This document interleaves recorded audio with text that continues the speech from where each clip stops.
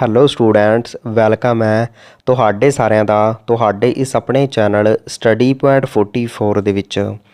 ਹਾਂਜੀ, ਅੱਜ ਦੀ ਇਸ ਵੀਡੀਓ ਦੇ ਵਿੱਚ ETT 5994 ਪੇਪਰ A ਪੰਜਾਬੀ ਨੂੰ ਟਾਰਗੇਟ ਰੱਖਦੇ ਹੋਏ ਫੁੱਲ ਆਪਾਂ ਮੌਕ ਟੈਸਟ ਕਵਰ ਕਰਾਂਗੇ। इस वीडियो ਦੇ ਵਿੱਚ टोटल 100 MCQ ਹੋਣਗੇ। ਤੁਸੀਂ ਇੱਕ ਨੋਟਬੁੱਕ ਲੈਣੀ ਹੈ, ਉਹਦੇ ਉੱਪਰ 1 ਤੋਂ ਲੈ ਕੇ 100 ਤੱਕ ਜਿਹੜੀ ਤੁਸੀਂ ਨੰਬਰੀ ਕਰ ਲੈਣੀ ਹੈ। ਤਾਂ ਉਹਦੇ ਸਾਹਮਣੇ ਜਿਹੜਾ ਵੀ ਤੁਹਾਨੂੰ ਜਿਹੜਾ ਵੀ ਕੁਐਸਚਨ ਤੁਹਾਡੇ ਸਾਹਮਣੇ ਆਵੇਗਾ ਤਾਂ ਜਿਹੜਾ ਵੀ ਤੁਹਾਨੂੰ ਸਹੀ ਆਨਸਰ ਲੱਗਦਾ ਤਾਂ ਉਹਦੇ ਸਾਹਮਣੇ ਤੁਸੀਂ ਮੈਂਸ਼ਨ ਕਰਨਾ ਹੈ। ਐਂਡ ਲਾਸਟ ਤੇ ਤੁਸੀਂ ਮੈਨੂੰ ਕਮੈਂਟ ਬਾਕਸ ਵਿੱਚ ਜ਼ਰੂਰ ਦੱਸਣਾ ਹੈ ਕਿ ਤੁਹਾਡੇ 100 ਦੇ ਵਿੱਚੋਂ ਕਿੰਨੇ ਕੁਐਸਚਨਾਂ ਦੇ ਆਨਸਰ ਜਿਹੜੇ ਹਨ ਬਿਲਕੁਲ ਸਹੀ ਗਏ ਹਨ। ਜੇਕਰ ਤੁਹਾਡੇ 80+ ਨੰਬਰ ਬਣ ਰਹੇ ਹਨ ਤਾਂ ਜਿਹੜੀ ਤੁਹਾਡੀ ਤਿਆਰੀ ਹੈ ਉਹ ਬਹੁਤ ਵਧੀਆ ਚੱਲ ਰਹੀ ਹੈ। ਬਾਕੀ ਜਿੰਨੇ ਵੀ ਤੁਹਾਡੇ ਮਾਰਕਸ ਬਣਨ ਤੁਸੀਂ ਮੈਨੂੰ ਕਮੈਂਟ ਬਾਕਸ ਵਿੱਚ ਜ਼ਰੂਰ ਦੱਸਣਾ ਹੈ। ਸੋ ਅੱਜ ਦੀ ਇਸ ਵੀਡੀਓ ਨੂੰ ਸ਼ੁਰੂ ਕਰਨ ਤੋਂ ਪਹਿਲਾਂ ਜਿਹੜੇ ਸਟੂਡੈਂਟ ਆਪਣੇ ਇਸ ਚੈਨਲ 'ਤੇ ਨਵੇਂ ਹਨ ਤਾਂ ਪਲੀਜ਼ ਚੈਨਲ ਨੂੰ ਸਬਸਕ੍ਰਾਈਬ ਕਰਕੇ ਨਾਲ ਹੀ ਬੈਲ ਆਈਕਨ 'ਤੇ ਜ਼ਰੂਰ ਪ੍ਰੈਸ ਕਰ ਲਵੋ ਤਾਂ ਜੋ ਅੱਗੇ ਆਉਣ ਵਾਲੀਆਂ ਹਰੇਕ ਵੀਡੀਓਜ਼ ਦਾ ਨੋਟੀਫਿਕੇਸ਼ਨ ਤੁਹਾਨੂੰ ਟਾਈਮ ਟੂ ਟਾਈਮ ਮਿਲਦਾ ਰਹੇ। ਇਸ ਤੋਂ ਇਲਾਵਾ ਮੈਂ ਸਾਰੇ ਵਿਦਿਆਰਥੀਆਂ ਨੂੰ ਛੋਟੀ ਜਿਹੀ ਇੱਕ ਹੋਰ ਰਿਕੁਐਸਟ ਕਰਦਾ, ਤੁਸੀਂ ਕੀ ਕਰਨਾ ਹੈ, ਇਸ ਵੀਡੀਓ ਨੂੰ ਲਗਭਗ ਆਪਣੇ 10 ਫਰੈਂਡਸ ਦੇ ਨਾਲ ਜ਼ਰੂਰ ਸ਼ੇਅਰ ਕਰਨਾ ਹੈ। ਬਾਕੀ ਜਿੰਨੇ ਵੀ ਤੁਹਾਡੇ ਕੋਲ WhatsApp ਗਰੁੱਪ ਹਨ, ਟੈਲੀਗ੍ਰਾਮ ਗਰੁੱਪ ਹਨ ਜਾਂ ਕੋਈ ਵੀ ਸਟੱਡੀ ਰਿਗਾਰਡਿੰਗ ਗਰੁੱਪ ਹੈ ਤਾਂ ਉਹਦੇ ਵਿੱਚ ਇਸ ਵੀਡੀਓ ਨੂੰ ਸ਼ੇਅਰ ਜ਼ਰੂਰ ਕਰਨਾ ਹੈ, ਕਿਉਂਕਿ ਤੁਹਾਨੂੰ ਵੀ ਪਤਾ ਹੈ ਵੀਡੀਓ ਨੂੰ ਬਣਾਉਣ 'ਤੇ ਬਹੁਤ ਜ਼ਿਆਦਾ ਮਿਹਨਤ ਲੱਗਦੀ ਹੈ। ਫ੍ਰੀ ਦੇ ਵਿੱਚ ਤੁਹਾਨੂੰ ਕੰਟੈਂਟ ਪ੍ਰੋਵਾਈਡ ਕੀਤਾ ਜਾ ਰਿਹਾ ਹੈ। ਬਾਕੀ ਤੁਸੀਂ ਇੱਕ ਕੰਮ ਜ਼ਰੂਰ ਕਰਨਾ ਹੈ, ਵੀਡੀਓ ਨੂੰ ਵੱਧ ਤੋਂ ਵੱਧ ਸ਼ੇਅਰ ਜ਼ਰੂਰ ਕਰਕੇ ਜਾਣਾ ਹੈ। ਬਾਕੀ ਆਪਣੇ WhatsApp ਗਰੁੱਪ ਵੀ ਬਣੇ ਹੋਏ ਹਨ, ਲਿੰਕ ਤੁਹਾਨੂੰ ਡਿਸਕ੍ਰਿਪਸ਼ਨ ਬਾਕਸ 'ਚ ਪ੍ਰੋਵਾਈਡ ਕੀਤੀ ਵੀ ਹੈ, ਉਸ ਨੂੰ ਵੀ ਤੁਸੀਂ ਜ਼ਰੂਰ ਜੁਆਇਨ ਕਰ ਲੈਣਾ। ਵੀਡੀਓ ਨੂੰ ਐਂਡ ਤੱਕ ਦੇਖਣ ਤੋਂ ਬਾਅਦ WhatsApp ਗਰੁੱਪ ਨੂੰ ਜੁਆਇਨ ਕਰਨਾ ਹੈ, ਲਿੰਕ ਤੁਹਾਨੂੰ ਡਿਸਕ੍ਰਿਪਸ਼ਨ ਬਾਕਸ ਵਿੱਚ ਦਿੱਤੀ ਵੀ ਹੈ ਤਾਂ ਉੱਥੇ ਤੁਹਾਨੂੰ ਇਸ ਦੀ PDF ਵੀ ਮਿਲ ਜਾਏਗੀ। ਬਾਕੀ ਜਿਹੜੀਆਂ ਵੀ ਆਪਾਂ ਵੀਡੀਓਜ਼ ਅਪਲੋਡ ਕਰ ਚੁੱਕੇ ਹਾਂ ਮੌਕ ਟੈਸਟ ਦੇ ਰਿਗਾਰਡਿੰਗ ਜਾਂ ਜਿਹੜੇ ਆਪਾਂ ਸਿਲੇਬਸ ਦੇ according topic wise MCQ series ਸ਼ੁਰੂ ਕੀਤੀ ਵੀ ਹੈ ਤਾਂ ਉਹਦੇ ਵਿੱਚ ਤੁਹਾਨੂੰ PDF ਪ੍ਰੋਵਾਈਡ ਕਰਵਾ ਦਿੱਤੇ ਜਾਣਗੇ। ਤਾਂ ਹੁਣ ਆਪਾਂ ਟਾਈਮ ਨੂੰ ਵੇਸਟ ਨਾ ਕਰਦੇ ਹੋਏ ਵੀਡੀਓ ਨੂੰ ਸ਼ੁਰੂ ਕਰਦੇ ਹਾਂ। ਪਹਿਲਾ ਕੁਐਸਚਨ ਦਿੱਤਾ ਗਿਆ, ਪੰਜਾਬੀ ਭਾਸ਼ਾ ਦੇ ਵਿੱਚ ਅਰਧ ਸਵਰਾਂ ਦੀ ਜਿਹੜੀ ਗਿਣਤੀ ਹੈ ਉਹ ਕਿੰਨੀ ਹੈ? 3 ਹੈਗੀ ਆ। ਇੱਥੇ B ਨੰਬਰ ਆਪਸ਼ਨ 'ਚ 2 ਤੁਸੀਂ ਕਰ ਲੈਣਾ, ਇੱਥੇ 2 ਆਵੇਗਾ। ਨੈਕਸਟ ਆਪਣੇ ਕੋਲ ਆਪਸ਼ਨ ਹੈ 4 ਜਾਂ 5। ਤਾਂ ਪੰਜਾਬੀ ਭਾਸ਼ਾ ਦੇ ਵਿੱਚ ਅਰਧ ਸਵਰਾਂ ਦੀ ਗਿਣਤੀ ਜਿਹੜੀ ਹੈ ਉਹ ਹੈਗੀ ਆ 2। B ਇੱਥੇ ਬਿਲਕੁਲ ਸਹੀ ਆਨਸਰ ਬਣੇਗਾ, ਆਪਸ਼ਨ ਨੰਬਰ B। ਆਪਾਂ ਜ਼ਿਆਦਾ ਐਕਸਪਲੇਨ ਨਹੀਂ ਕਰਾਂਗੇ ਕਿਉਂਕਿ ਵੀਡੀਓ ਜਿਹੜੀ ਆ ਕਾਫੀ ਲੰਬੀ ਹੋ ਜਾਵੇਗੀ। ਨੈਕਸਟ ਆਪਾਂ ਦੇਖਦੇ ਹਾਂ ਲਾਵਾਂ ਜਿਹੜੀ ਰਚਨਾ ਇਹ ਕਿਹੜੇ ਗੁਰੂ ਸਾਹਿਬਾਨ ਦੀ ਹੈ? ਆਪਸ਼ਨਾਂ ਤੁਹਾਡੇ ਸਾਹਮਣੇ ਹਨ। ਤਾਂ ਲਾਵਾਂ ਜਿਹੜੀ ਰਚਨਾ ਇਹ ਹੈਗੀ ਆ ਸਿੱਖਾਂ ਦੇ ਚੌਥੇ ਗੁਰੂ ਸ਼੍ਰੀ ਗੁਰੂ ਰਾਮਦਾਸ ਜੀ। D ਇੱਥੇ ਬਿਲਕੁਲ ਸਹੀ ਆਨਸਰ ਬਣੇਗਾ, ਆਪਸ਼ਨ ਨੰਬਰ D। ਨੈਕਸਟ ਆਪਾਂ ਕੁਐਸਚਨ ਦੇਖਦੇ ਹਾਂ, ਹਾਂਜੀ ਕਿਹੜੇ ਇਲਾਕੇ ਵਿੱਚ ਮਾਝੀ ਉਪਭਾਸ਼ਾ ਨਹੀਂ ਬੋਲੀ ਜਾਂਦੀ? ਠੀਕ ਹੈ, ਚੰਗ, ਸਿਆਲਕੋਟ, ਲਾਹੌਰ ਜਾਂ ਬਟਾਲਾ। ਸੋ ਆਪਸ਼ਨ ਦੇ ਹਿਸਾਬ ਨਾਲ ਆਪਾਂ ਆਨਸਰ ਟਿਕ ਕਰਨਾ ਹੈ ਤਾਂ ਇਹਦਾ ਜਿਹੜਾ ਕਰੈਕਟ ਆਨਸਰ ਬਣੇਗਾ ਉਹ ਬਣੇਗਾ ਆਪਸ਼ਨ ਨੰਬਰ ਯਾਨੀ ਕਿ ਚੰਗ। ਚੰਗ ਦੇ ਵਿੱਚ ਜਿਹੜੀ ਹੈ ਇਹ ਮਾਝੀ ਉਪਭਾਸ਼ਾ ਨਹੀਂ ਬੋਲੀ ਜਾਂਦੀ। ਬਾਕੀ ਜੇਕਰ ਆਪਾਂ ਸਿਆਲਕੋਟ, ਲਾਹੌਰ ਅਤੇ ਬਟਾਲਾ ਦੀ ਗੱਲ ਕਰੀਏ ਤਾਂ ਇੱਥੇ ਮਾਝੀ ਉਪਭਾਸ਼ਾ ਬੋਲੀ ਜਾਂਦੀ ਹੈ। ਵੈਸੇ ਆਪਣੇ ਪੰਜਾਬ ਦੇ ਵਿੱਚ ਟੋਟਲ 4 ਡਿਸਟ੍ਰਿਕਟ ਦੇ ਵਿੱਚ ਮਾਝੀ ਉਪਭਾਸ਼ਾ ਬੋਲੀ ਜਾਂਦੀ ਹੈ। ਐਂਡ ਪੰਜਾਬ ਦੀ ਟਕਸਾਲੀ ਅਤੇ ਕੇਂਦਰੀ ਜਿਹੜੀ ਉਪਭਾਸ਼ਾ ਹੈ ਤਾਂ ਉਹ ਵੀ ਮਾਝੀ ਨੂੰ ਦਿੱਤਾ ਗਿਆ ਹੈ। ਤਾਂ ਹੁਣ ਆਪਾਂ ਨੈਕਸਟ ਮੂਵ ਕਰਦੇ ਹਾਂ, ਪੰਜਾਬੀ ਭਾਸ਼ਾ ਦੀ ਜਿਹੜੀ ਬੁਨਿਆਦੀ ਇਕਾਈ ਹੈ ਕਿਸ ਨੂੰ ਕਿਹਾ ਜਾਂਦਾ ਹੈ? ਠੀਕ ਹੈ, ਜਿਹੜਾ ਆਪਣਾ ਪੇਪਰ ਹੋਵੇਗਾ ਉਹਦੇ ਵਿੱਚ ਲਗਭਗ 40 ਤੋਂ 50 ਨੰਬਰ ਦੀ ਜਿਹੜੀ ਹੈ ਪੰਜਾਬੀ ਵਿਆਕਰਨ ਹੀ ਪੁੱਛੀ ਜਾਵੇਗੀ। ਠੀਕ ਹੈ, ਪੰਜਾਬੀ ਵਿਆਕਰਨ ਦੇ ਤੁਹਾਨੂੰ 40 ਤੋਂ 50 ਕੁਐਸਚਨ ਦੇਖਣ ਨੂੰ ਮਿਲਣਗੇ ਫਾਈਨਲ ਪੇਪਰ ਦੇ ਵਿੱਚ। ਤਾਂ ਇਹਦਾ ਜਿਹੜਾ ਕਰੈਕਟ ਆਨਸਰ ਬਣੇਗਾ ਉਹ ਬਣੇਗਾ ਆਪਸ਼ਨ ਨੰਬਰ ਯਾਨੀ ਕਿ ਧੁਨੀ। ਪੰਜਾਬੀ ਭਾਸ਼ਾ ਦੀ ਬੁਨਿਆਦੀ ਇਕਾਈ ਕਿਹਾ ਜਾਂਦਾ ਹੈ ਧੁਨੀ ਨੂੰ। ਧੁਨੀ ਹੀ ਪੰਜਾਬੀ ਭਾਸ਼ਾ ਦੀ ਛੋਟੀ ਤੋਂ ਛੋਟੀ ਇਕਾਈ ਹੁੰਦੀ ਹੈ। ਜੇਕਰ ਸਾਰਥਕ ਇਕਾਈ ਪੁੱਛ ਲਈ ਜਾਵੇ ਪਾਵੰਚ ਜਾਂ ਸ਼ਬਦ, ਵੱਡੀ ਤੋਂ ਵੱਡੀ ਇਕਾਈ ਆਪਣੇ ਕੋਲ ਵਾਕ। ਨੈਕਸਟ, ਹੇਠ ਲਿਖਿਆਂ ਵਿੱਚੋਂ ਕਿਹੜੀ ਲਗਾਂ ਦਾ ਜਿਹੜਾ ਕੋਈ ਚਿੰਨ੍ਹ ਨਹੀਂ ਹੁੰਦਾ? ਵੈਸੇ ਤੁਹਾਨੂੰ ਲਗਾਂ ਦੀ ਗਿਣਤੀ ਪਤਾ ਹੋਣੀ ਚਾਹੀਦੀ ਹੈ। ਪੰਜਾਬੀ ਭਾਸ਼ਾ ਦੇ ਵਿੱਚ ਲਗਾਂ ਦੀ ਗਿਣਤੀ ਹੈ 10। ਤਾਂ ਇੱਥੇ ਕੁਐਸਚਨ ਪੁੱਛਿਆ ਗਿਆ ਕਿਹੜੀ ਲਗਾਂ ਦਾ ਕੋਈ ਚਿੰਨ੍ਹ ਨਹੀਂ ਹੁੰਦਾ? ਆਨਸਰ ਬਣੇਗਾ ਮੁਕਤਾ। ਇਹ ਇੱਥੇ ਬਿਲਕੁਲ ਸਹੀ ਆਨਸਰ ਬਣੇਗਾ, ਆਪਸ਼ਨ ਨੰਬਰ A। ਠੀਕ ਆ, ਲਗਾ ਅੱਖਰ ਦੀ ਕੁੱਲ ਗਿਣਤੀ ਹੈਗੀ ਹੈ 3, ਬਿੰਦੀ, ਟਿੱਪੀ ਅਤੇ ਅੱਧਕ। ਪੰਜਾਬੀ ਭਾਸ਼ਾ ਵਿੱਚ ਦਬਾਅ ਲਗਾ ਅੱਖਰ ਦੀ ਗਿਣਤੀ ਕਿੰਨੀ ਹੈ? 2, 1, 3 ਜਾਂ ਕੋਈ ਨਹੀਂ। ਤਾਂ ਪੰਜਾਬੀ ਭਾਸ਼ਾ ਦੇ ਵਿੱਚ ਤੁਹਾਨੂੰ ਪਤਾ ਹੈ ਇੱਕ ਹੀ ਲਗਾ ਅੱਖਰ ਅਜਿਹਾ ਜਿਹੜਾ ਦਬਾਅ ਦਾ ਜਾਂ ਬਲ ਦਾ ਪ੍ਰਤੀਕ ਹੈ। ਠੀਕ ਹੈ, ਉਹ ਹੈ ਅੱਧਕ। ਤਾਂ B ਇੱਥੇ ਬਿਲਕੁਲ ਸਹੀ ਆਨਸਰ ਬਣੇਗਾ, option number B। Next, Punjabi ਭਾਸ਼ਾ ਵਿੱਚ ਸਵਰ ਵਾਹਕ ਕਿੰਨੇ ਹਨ? ਠੀਕ ਹੈ, ਸਵਰ ਜੇਕਰ ਪੁੱਛ ਲਏ ਜਾਣ ਜਾਂ ਸਵਰ ਵਾਹਕ ਪੁੱਛ ਲਏ ਜਾਣ ਤਾਂ ਆਨਸਰ ਹਮੇਸ਼ਾ ਇੱਕੋ ਬਣੇਗਾ, ਆਪਸ਼ਨ ਨੰਬਰ B ਯਾਨੀ ਕਿ 3। ਸਵਰ ਵਾਹਕ ਆਪਣੇ ਕੋਲ 3 ਹਨ, ਸਵਰ ਅੱਖਰ ਵੀ 3 ਹਨ, ਬਟ ਸਵਰ ਧੁਨੀਆਂ ਦੀ ਗਿਣਤੀ ਹੈਗੀ ਹੈ 10। ਨੈਕਸਟ ਆਪਾਂ ਦੇਖਦੇ ਹਾਂ, ਹਾਂਜੀ ਜੇਕਰ ਵੀਡੀਓ ਹੈਲਪਫੁਲ ਲੱਗ ਰਹੀ ਤਾਂ ਪਲੀਜ਼ ਵੀਡੀਓ ਨੂੰ ਵੱਧ ਤੋਂ ਵੱਧ ਇੱਕ ਵਾਰ ਸ਼ੇਅਰ ਵੀ ਕਰ ਦਿਓ ਐਂਡ ਲਾਈਕ ਵੀ ਕਰ ਦਿਓ। ਹੇਠ ਲਿਖਿਆਂ ਵਿੱਚੋਂ ਕਿਹੜਾ ਇਕੱਠਵਾਚਕ ਨਾਮ ਹੈਗਾ ਇਹਨਾਂ ਵਿੱਚੋਂ। ਡਾਰ, ਦਰਿਆ, ਮੁੰਡਾ ਜਾਂ ਕੀਰਤਨ। ਸੋ ਇਹਦਾ ਕਰੈਕਟ ਆਂਸਰ ਬਣੇਗਾ ਡਾਰ।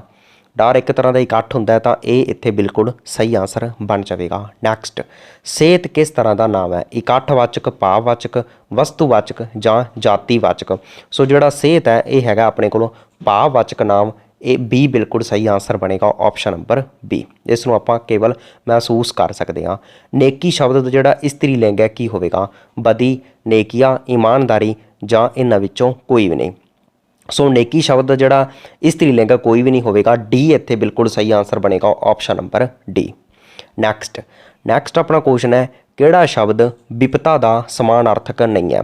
ਸਮਾਨਾਰਥਕ ਦਾ ਮੀਨਿੰਗ ਹੁੰਦਾ ਹੈ ਇੱਕੋ ਜਿਹੇ ਸ਼ਬਦ, ਠੀਕ ਹੈ, ਜਿਹੜੇ ਜਿਨ੍ਹਾਂ ਦਾ ਮੀਨਿੰਗ ਇੱਕੋ ਹੋਵੇ, ਜਿਨ੍ਹਾਂ ਦਾ ਅਰਥ ਇੱਕੋ ਹੋਵੇ, ਠੀਕ ਹੈ। ਸਹਿਣ, ਔਖ, ਮੁਸ਼ਕਲ ਜਾਂ ਪਰੇਸ਼ਾਨੀ। ਸੋ ਵਿਪਤਾ ਦਾ ਤੁਹਾਨੂੰ ਪਤਾ ਹੈ ਸਹਿਣ ਨਾਲ ਕੋਈ ਲਿੰਕ ਨਹੀਂ ਹੈ। ਇਹ ਇੱਥੇ ਬਿਲਕੁਲ ਸਹੀ ਆਂਸਰ ਬਣੇਗਾ, ਆਪਸ਼ਨ ਨੰਬਰ ਏ ਸਹਿਣ। ਬਾਕੀ ਸਾਰੇ ਜਿਹੜੇ ਹਨ ਵਿਪਤਾ ਦੇ ਸਮਾਨਾਰਥਕ ਹਨ, ਔਖ ਵੀ, ਮੁਸ਼ਕਲ ਵੀ ਅਤੇ ਪਰੇਸ਼ਾਨੀ ਵੀ। ਨੈਕਸਟ, ਹਲੀਮੀ ਸ਼ਬਦ ਦਾ ਵਿਰੋਧੀ ਸ਼ਬਦ ਕੀ ਹੈ? ਹਰਾਮੀ, ਆਕੜ, ਬੇਗਾਨਾ ਜਾਂ ਜਲੀਮੀ। ਸੋ ਹਲੀਮੀ ਸ਼ਬਦ ਦਾ ਜਿਹੜਾ ਵਿਰੋਧੀ ਸ਼ਬਦ ਹੋਵੇਗਾ ਉਹ ਹੋਵੇਗਾ ਆਪਸ਼ਨ ਨੰਬਰ ਬੀ, ਯਾਨੀ ਕਿ ਆਕੜ। ਬੀ ਇੱਥੇ ਬਿਲਕੁਲ ਸਹੀ ਆਂਸਰ ਬਣੇਗਾ। ਇਸ ਤੋਂ ਇਲਾਵਾ ਨੈਕਸਟ ਮੈਂ ਵੀ ਮੈਂਸ਼ਨ ਕੀਤਾ ਹੈ, ਹਲੀਮੀ ਦਾ ਮੀਨਿੰਗ ਹੁੰਦਾ ਨਿਮਰਤਾ, ਠੀਕ ਹੈ। ਹਲੀਮੀ ਦਾ ਹੋਵੇਗਾ ਮੀਨਿੰਗ ਨਿਮਰਤਾ। ਨਿਮਰਤਾ ਦਾ ਜਿਹੜਾ ਉਲਟ ਹੈ ਉਹ ਹੋਵੇਗਾ ਆਕੜ। ਬੀ ਇੱਥੇ ਬਿਲਕੁਲ ਸਹੀ ਆਂਸਰ ਬਣੇਗਾ। ਨੈਕਸਟ, ਹਮਾਇਤੀ ਸ਼ਬਦ ਦਾ ਵਿਰੋਧੀ ਸ਼ਬਦ ਕੀ ਹੈ? ਵਿਰੋਧੀ, ਪ੍ਰਗਟ, ਨਿਵਾਣ ਜਾਂ ਨਿਰਦਤਾ। ਸੋ ਹਿਮਾਇਤੀ ਜਿਹੜਾ ਸ਼ਬਦ ਹੈਗਾ ਤਾਂ ਇਹਦਾ ਜਿਹੜਾ ਮੀਨਿੰਗ ਹੋਵੇਗਾ ਉਹ ਹੋਵੇਗਾ ਆਪਸ਼ਨ ਨੰਬਰ, ਯਾਨੀ ਕਿ ਵਿਰੋਧੀ।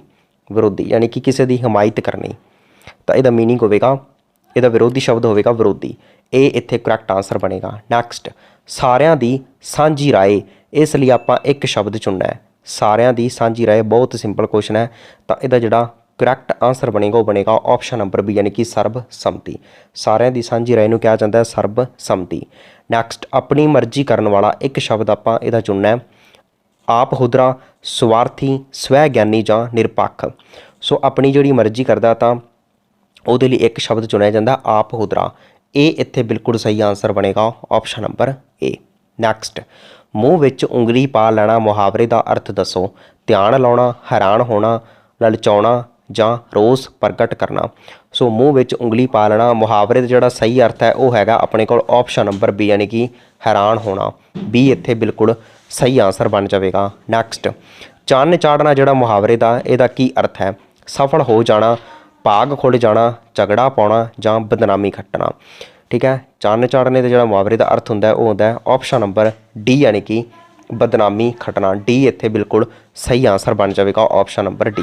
ਨੈਕਸਟ, ਗੁਰੂ ਗ੍ਰੰਥ ਸਾਹਿਬ ਦੇ ਵਿੱਚ ਕਿੰਨੇ ਪੱਠਾਂ ਦੀ ਜਿਹੜੀ ਬਾਣੀ ਹੈ ਉਹ ਦਰਜ ਹੈ? 17, 6, 15 ਜਾਂ 11।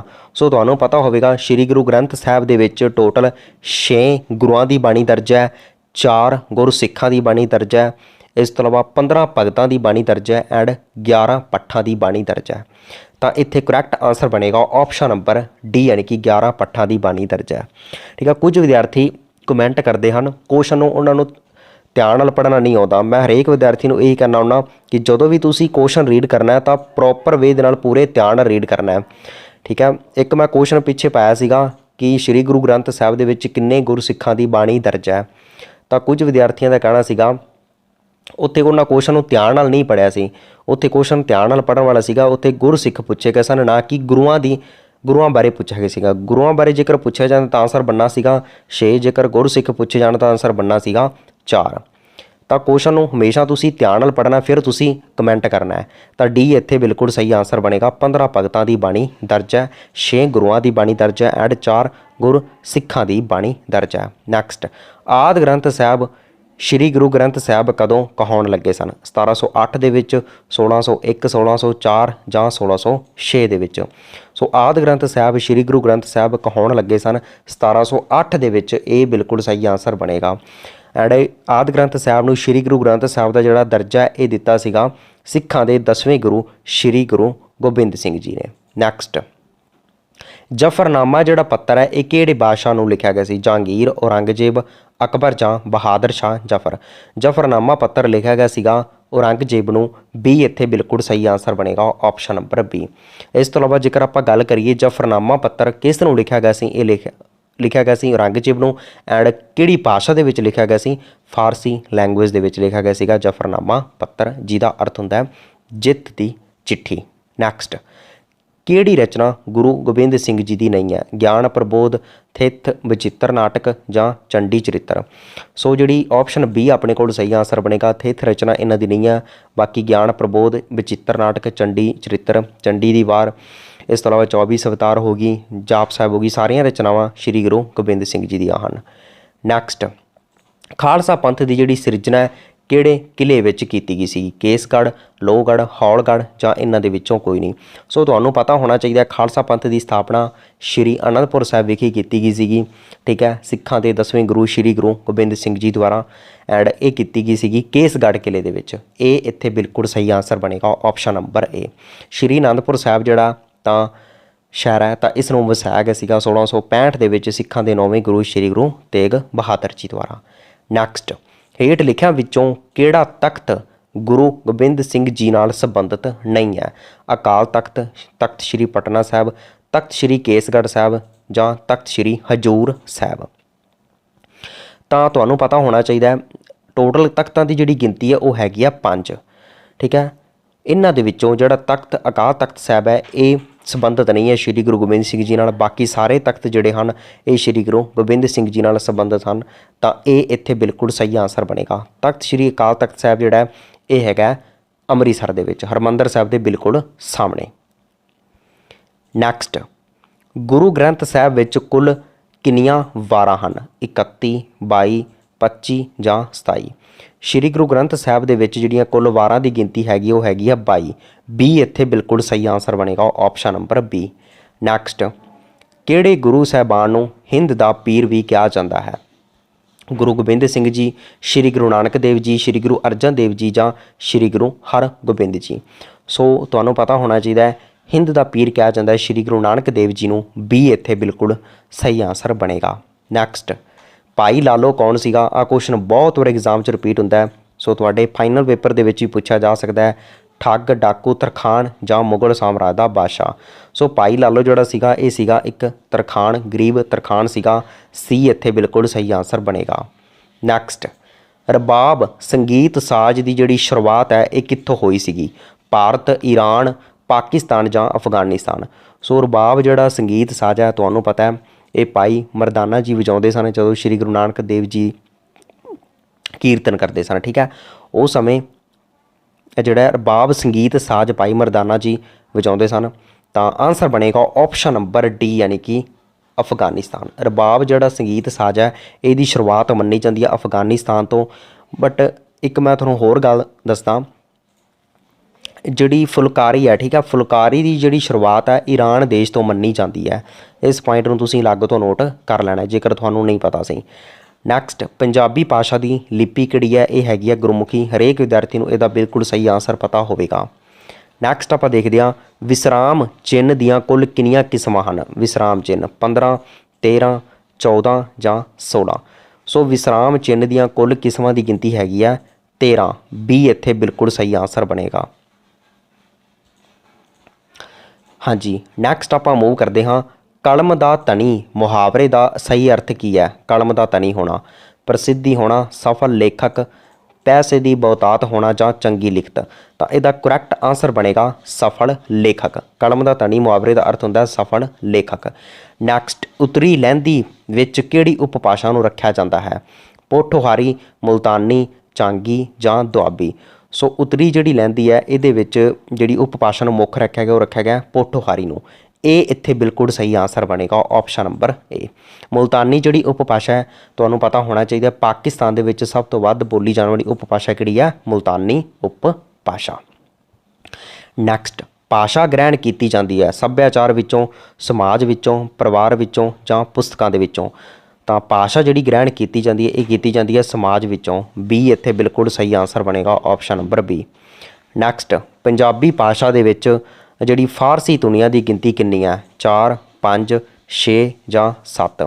ਸੋ ਪੰਜਾਬੀ ਭਾਸ਼ਾ ਦੇ ਵਿੱਚ ਟੋਟਲ ਜਿਹੜੀ ਫਾਰਸੀ ਧੁਨੀਆਂ ਦੀ ਗਿਣਤੀ ਉਹ ਹੈਗੀ ਆ 5 ਬੀ ਇੱਥੇ ਕਰੈਕਟ ਆਂਸਰ ਬਣੇਗਾ। ਅੱਗੇ ਤੁਸੀਂ ਦੇਖ ਵੀ ਸਕਦੇ ਹੋ सस्से पैर बिंदी, गग्गे पैर बिंदी, फफे पैर बिंदी, खखे पैर बिंदी ਅਤੇ जज्जे पैर बिंदी। ਇਹ ਪੰਜਾਬੀ ਭਾਸ਼ਾ ਦੇ ਵਿੱਚ ਫਾਰਸੀ ਧੁਨੀਆਂ ਦੀ ਗਿਣਤੀ ਹੈ। ਇਸ ਤੋਂ ਇਲਾਵਾ ਜੇਕਰ ਆਪਾਂ ਗੱਲ ਕਰੀਏ ਲੱਲੇ ਪੈਰ ਬਿੰਦੀ ਜਿਹੜੀ ਧੁਨੀ ਹੈ ਤਾਂ ਇਹਦੀ ਖੋਜ ਕੀਤੀ ਸੀਗੀ ਪੰਜਾਬੀ ਯੂਨੀਵਰਸਿਟੀ ਪਟਿਆਲਾ ਨੇ। ਇਸ ਗੱਲ ਨੂੰ ਵੀ ਤੁਸੀਂ ਧਿਆਨ ਵਿੱਚ ਰੱਖਣਾ ਹੈ। ਨੈਕਸਟ, ਰਾਣਾ ਸੂਰਤ ਸਿੰਘ ਮਹਾਂਕਾਵ ਕਿਸ ਦਾ ਹੈ?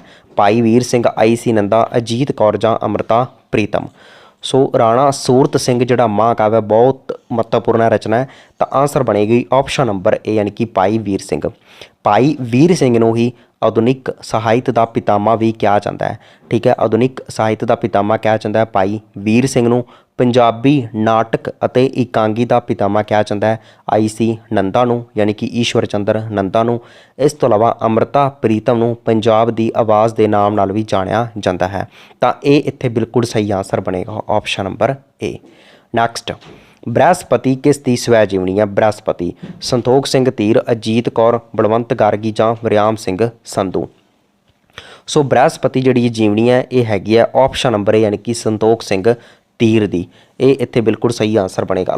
ਲਗਭਗ 5 ਤੋਂ 6 ਜਿਹੜੇ ਕੁਐਸਚਨ ਹਨ ਤੁਹਾਡੇ ਪੇਪਰ ਦੇ ਵਿੱਚ ਸਵੈ ਜੀਵਨੀਆਂ ਨਾਲ ਰਿਲੇਟਡ ਪੁੱਛੇ ਜਾਣਗੇ ਯਾਨੀ ਕਿ ਆਤਮ ਕਥਾਵਾਂ ਦੇ ਨਾਲ ਰਿਲੇਟਡ ਜ਼ਰੂਰ ਪੁੱਛੇ ਜਾਣਗੇ। ਸੋ ਧਿਆਨ ਵਿੱਚ ਤੁਸੀਂ ਜ਼ਰੂਰ ਰੱਖਣਾ ਹੈ। ਨੈਕਸਟ ਆਪਾਂ ਦੇਖਦੇ ਹਾਂ ਕੁਐਸਚਨ, ਸ਼ਬਦਾਂ ਦੇ ਅਧਿਐਨ ਨੂੰ ਕੀ ਕਿਹਾ ਜਾਂਦਾ ਹੈ? ਸ਼ਬਦ ਬੋਧ, ਲਿਪੀ ਬੋਧ, ਵਰਨ ਬੋਧ ਜਾਂ ਵਾਕ ਬੋਧ। ਸੋ ਕੁਐਸਚਨ ਬਹੁਤ ਸਿੰਪਲ ਹੈ। ਸ਼ਬਦਾਂ ਦੇ ਅਧਿਐਨ ਨੂੰ ਆਪਾਂ ਕਹਾਂਗੇ ਸ਼ਬਦ ਬੋਧ। ਇਹ ਇੱਥੇ ਬਿਲਕੁਲ ਸਹੀ ਆਂਸਰ ਬਣੇਗਾ ਆਪਸ਼ਨ ਨੰਬਰ ਏ।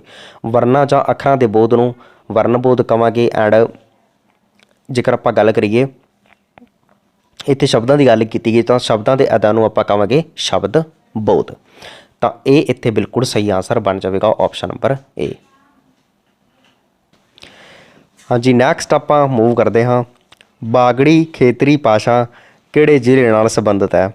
ਫਾਜ਼ਿਲਕਾ, ਪਟਿਆਲਾ, ਬਠਿੰਡਾ ਜਾਂ ਮਾਨਸਾ। ਤਾਂ ਬਾਗੜੀ ਜਿਹੜੀ ਖੇਤਰੀ ਭਾਸ਼ਾ ਹੈ ਇਹ ਹੈਗੀ ਆ ਫਾਜ਼ਿਲਕਾ ਡਿਸਟ੍ਰਿਕਟ ਦੇ ਨਾਲ ਸੰਬੰਧਿਤ। ਇਹ ਬਿਲਕੁਲ ਸਹੀ ਆਂਸਰ ਬਣੇਗਾ। ਫਾਜ਼ਿਲਕਾ ਸ਼ਹਿਰ ਦੇ ਵਿੱਚ ਅਬੋਹਰ ਸ਼ਹਿਰ ਆਉਂਦਾ ਤਾਂ ਇੱਥੇ ਬੋਲੀ ਜਾਂਦੀ ਹੈ ਬਾਗੜੀ ਖੇਤਰੀ ਭਾਸ਼ਾ। ਇਸ ਪੁਆਇੰਟ ਨੂੰ ਤੁਸੀਂ ਧਿਆਨ ਵਿੱਚ ਰੱਖਣਾ। ਇਹ ਕੁਐਸਚਨ ਐਗਜ਼ਾਮ ਦੇ ਵਿੱਚ ਪੁੱਛਿਆ ਜਾ ਸਕਦਾ ਹੈ।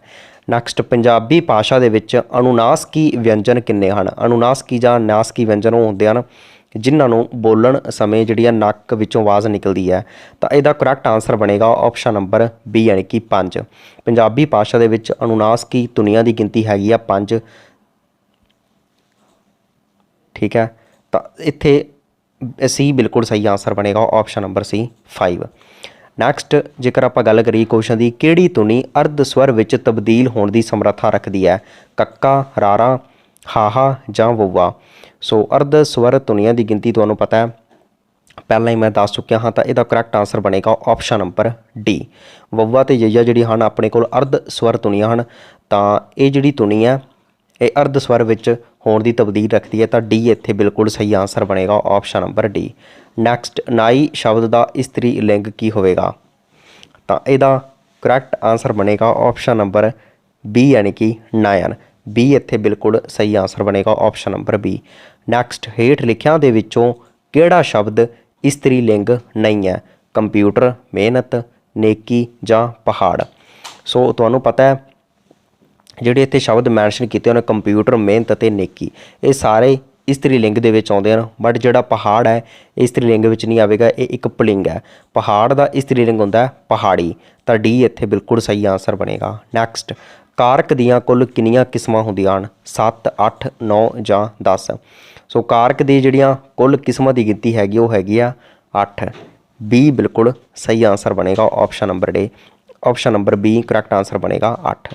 ਕਾਰਕ ਦੀਆਂ ਕੁੱਲ ਕਿਸਮਾਂ ਦੀ ਗਿਣਤੀ ਹੈਗੀ ਆ 8। ਵਿਸਮਿਕ ਦੀਆਂ ਕੁੱਲ ਕਿਸਮਾਂ ਦੀ ਗਿਣਤੀ ਹੈਗੀ ਹੈ 9। ਨਾਮ ਹੁੰਦੇ ਹਨ 5 ਪ੍ਰਕਾਰ ਦੇ। ਇਸ ਤੋਂ ਇਲਾਵਾ ਪੜਨਾਮ ਹੁੰਦੇ ਹਨ 6 ਪ੍ਰਕਾਰ ਦੇ। ਵਿਸ਼ੇਸ਼ਣ ਵੀ 5 ਪ੍ਰਕਾਰ ਦੇ ਹੁੰਦੇ ਹਨ। ਨੈਕਸਟ ਆਪਾਂ ਦੇਖਦੇ ਹਾਂ ਪੁਰਖਵਾਚਕ ਪੜਨਾਮ ਦੀਆਂ ਕਿੰਨੀਆਂ ਕਿਸਮਾਂ ਹੁੰਦੀਆਂ ਹਨ? ਸੋ ਤੁਹਾਨੂੰ ਪਤਾ ਹੋਣਾ ਚਾਹੀਦਾ ਹੈ ਪੁਰਖਵਾਚਕ ਜਿਹੜਾ ਪੜਨਾਮ ਹੈ ਤਾਂ ਇਸ ਦੀਆਂ ਅੱਗੇ 3 ਕਿਸਮਾਂ ਹੁੰਦੀਆਂ ਹਨ। ਬੀ ਬਿਲਕੁਲ ਸਹੀ ਆਂਸਰ ਬਣੇਗਾ ਆਪਸ਼ਨ ਨੰਬਰ ਬੀ। ਉੱਤਮ ਪੁਰਖ, ਮੱਧਮ ਪੁਰਖ ਅਤੇ ਅਨਿਆ ਪੁਰਖ। ਬੀ ਕਰੈਕਟ ਆਂਸਰ ਬਣੇਗਾ। ਨੈਕਸਟ, ਪੰਜਾਬ ਵਿੱਚ ਸੂਫੀਆਂ ਦਾ ਜਿਹੜਾ ਪਹਿਲਾ ਟਿਕਾਣਾ ਕਿਹੜਾ ਸੀਗਾ? ਸਰਹੰਦ, ਮੁਲਤਾਨ, ਲਾਹੌਰ ਜਾਂ ਪਿਸ਼ਾਵਰ। सो पंजाब दे विच सूफियां दा जिहड़ा पहला ठिकाना सीगा वो सीगा लाहौर। सी इत्थे बिल्कुल सही आंसर बनेगा, option number C Lahore. Next Baba Farid ji की जिहड़ी मजार है ये कित्थे हैगी है? जंडियाला दे विच, मुल्तान दे विच, पाकपटन दे विच जां लाहौर दे विच। सो बाबा फरीद नूं ही पंजाबी ਸਾਹਿਤ ਦਾ ਪਿਤਾਮਾ ਕਿਹਾ ਜਾਂਦਾ ਹੈ, ਜਾਂ ਪੰਜਾਬ ਦਾ ਜਿਹੜਾ ਸਾਹਿਤ ਹੈ ਇਹ ਸ਼ੁਰੂ ਹੁੰਦਾ ਬਾਬਾ ਫਰੀਦ ਜੀ ਤੋਂ। ਠੀਕ ਹੈ, ਤਾਂ ਇੱਥੇ ਸੀ ਬਿਲਕੁਲ ਸਹੀ ਆਂਸਰ ਬਣੇਗਾ। ਪਾਕਪਟਨ ਦੇ ਵਿੱਚ ਬਾਬਾ ਫਰੀਦ ਜੀ ਦੀ ਮਜ਼ਾਰ ਹੈਗੀ ਹੈ।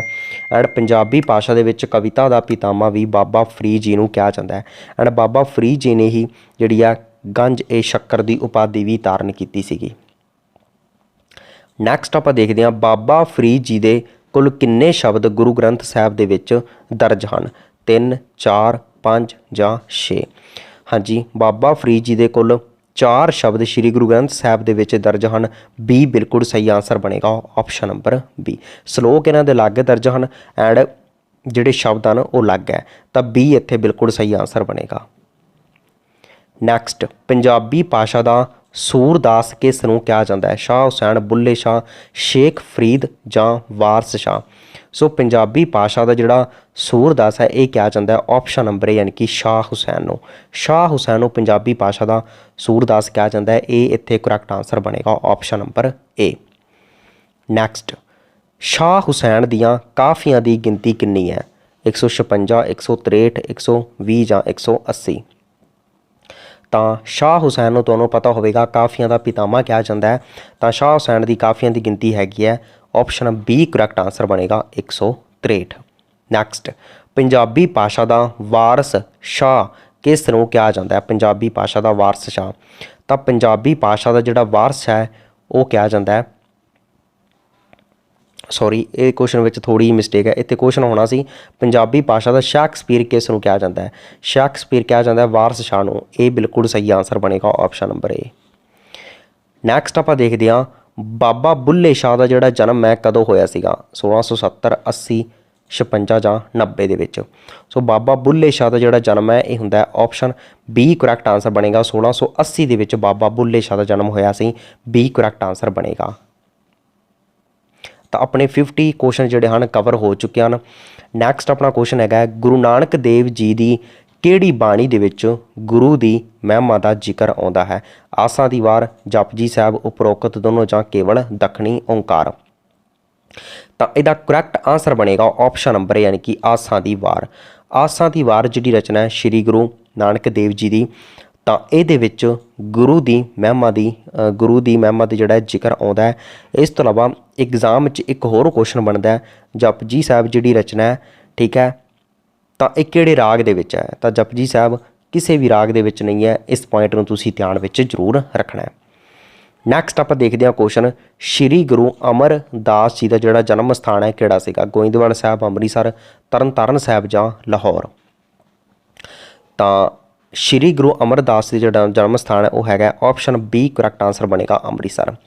ਇਸ ਤੋਂ ਇਲਾਵਾ ਜੇਕਰ ਆਪਾਂ ਗੱਲ ਕਰੀਏ ਅੰਮ੍ਰਿਤਸਰ ਜਿਹੜਾ ਸ਼ਹਿਰ ਹੈ ਤਾਂ ਇਹਦੀ ਸਥਾਪਨਾ ਕੀਤੀ ਗਈ ਸੀ 1577 ਦੇ ਵਿੱਚ। ਐਂਡ ਅੰਮ੍ਰਿਤਸਰ ਸ਼ਹਿਰ ਨੂੰ ਗੁਰੂ ਕਾ ਚੱਕ ਵੀ ਕਿਹਾ ਜਾਂਦਾ ਹੈ ਐਂਡ ਰਾਮਦਾਸਪੁਰਾ ਵੀ ਕਿਹਾ ਜਾਂਦਾ ਹੈ। ਐਂਡ ਅੰਮ੍ਰਿਤਸਰ ਸ਼ਹਿਰ ਦੀ ਸਥਾਪਨਾ ਕੀਤੀ ਸੀਗੀ ਸਿੱਖਾਂ ਦੇ ਚੌਥੇ ਗੁਰੂ ਸ਼੍ਰੀ ਗੁਰੂ ਰਾਮਦਾਸ ਜੀ ਨੇ।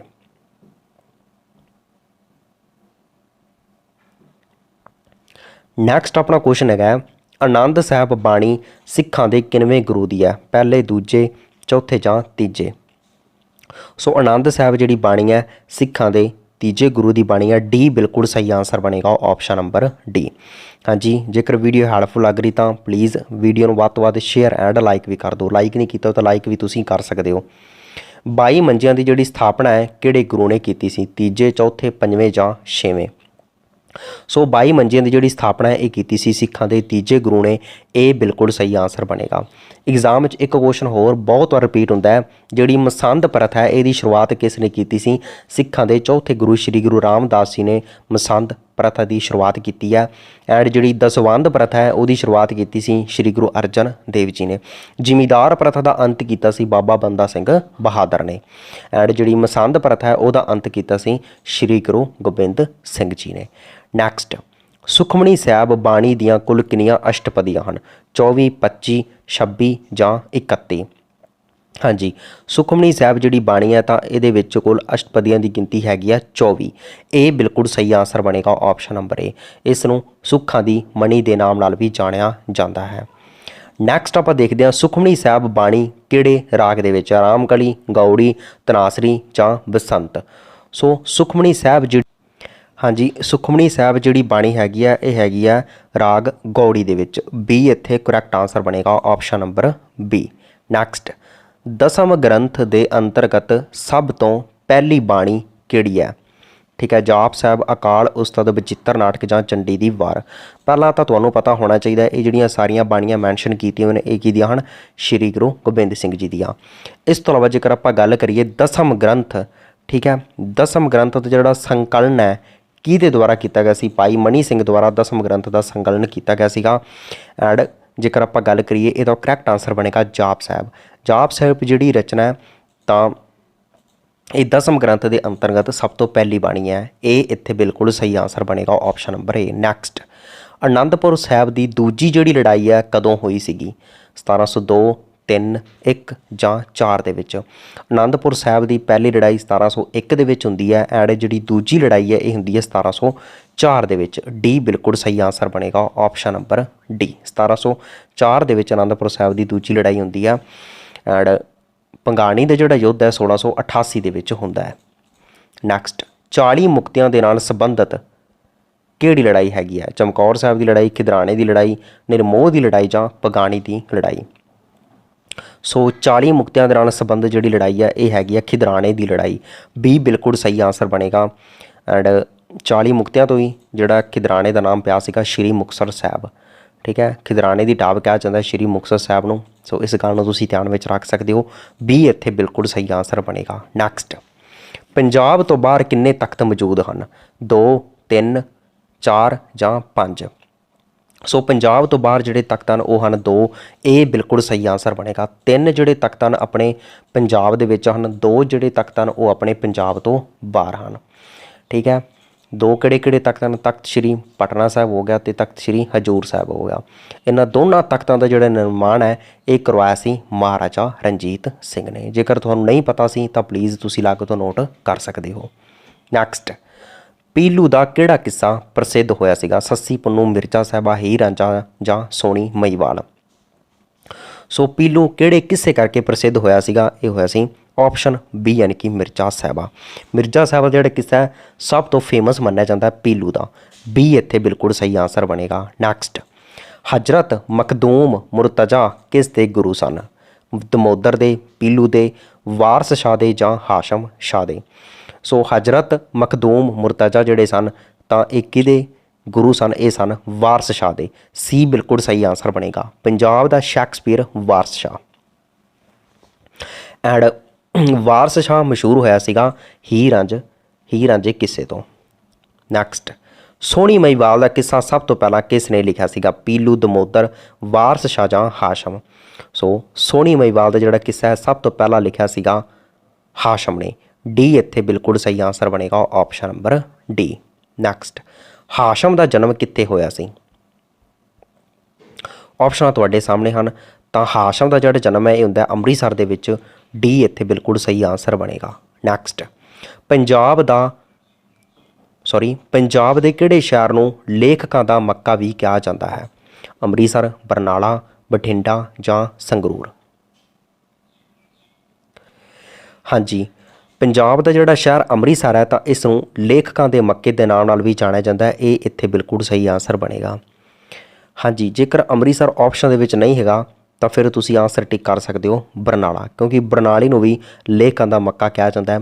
बट ज़्यादा जिहड़ा बेस्ट आंसर है ठीक है वो रहेगा अमृतसर, क्योंकि पेपर दे विच जेकर आंसर एक पेपर होया सीगा ट्रिपल एस बोर्ड वालों तो उहदे विच आंसर दिता गया सी अमृतसर।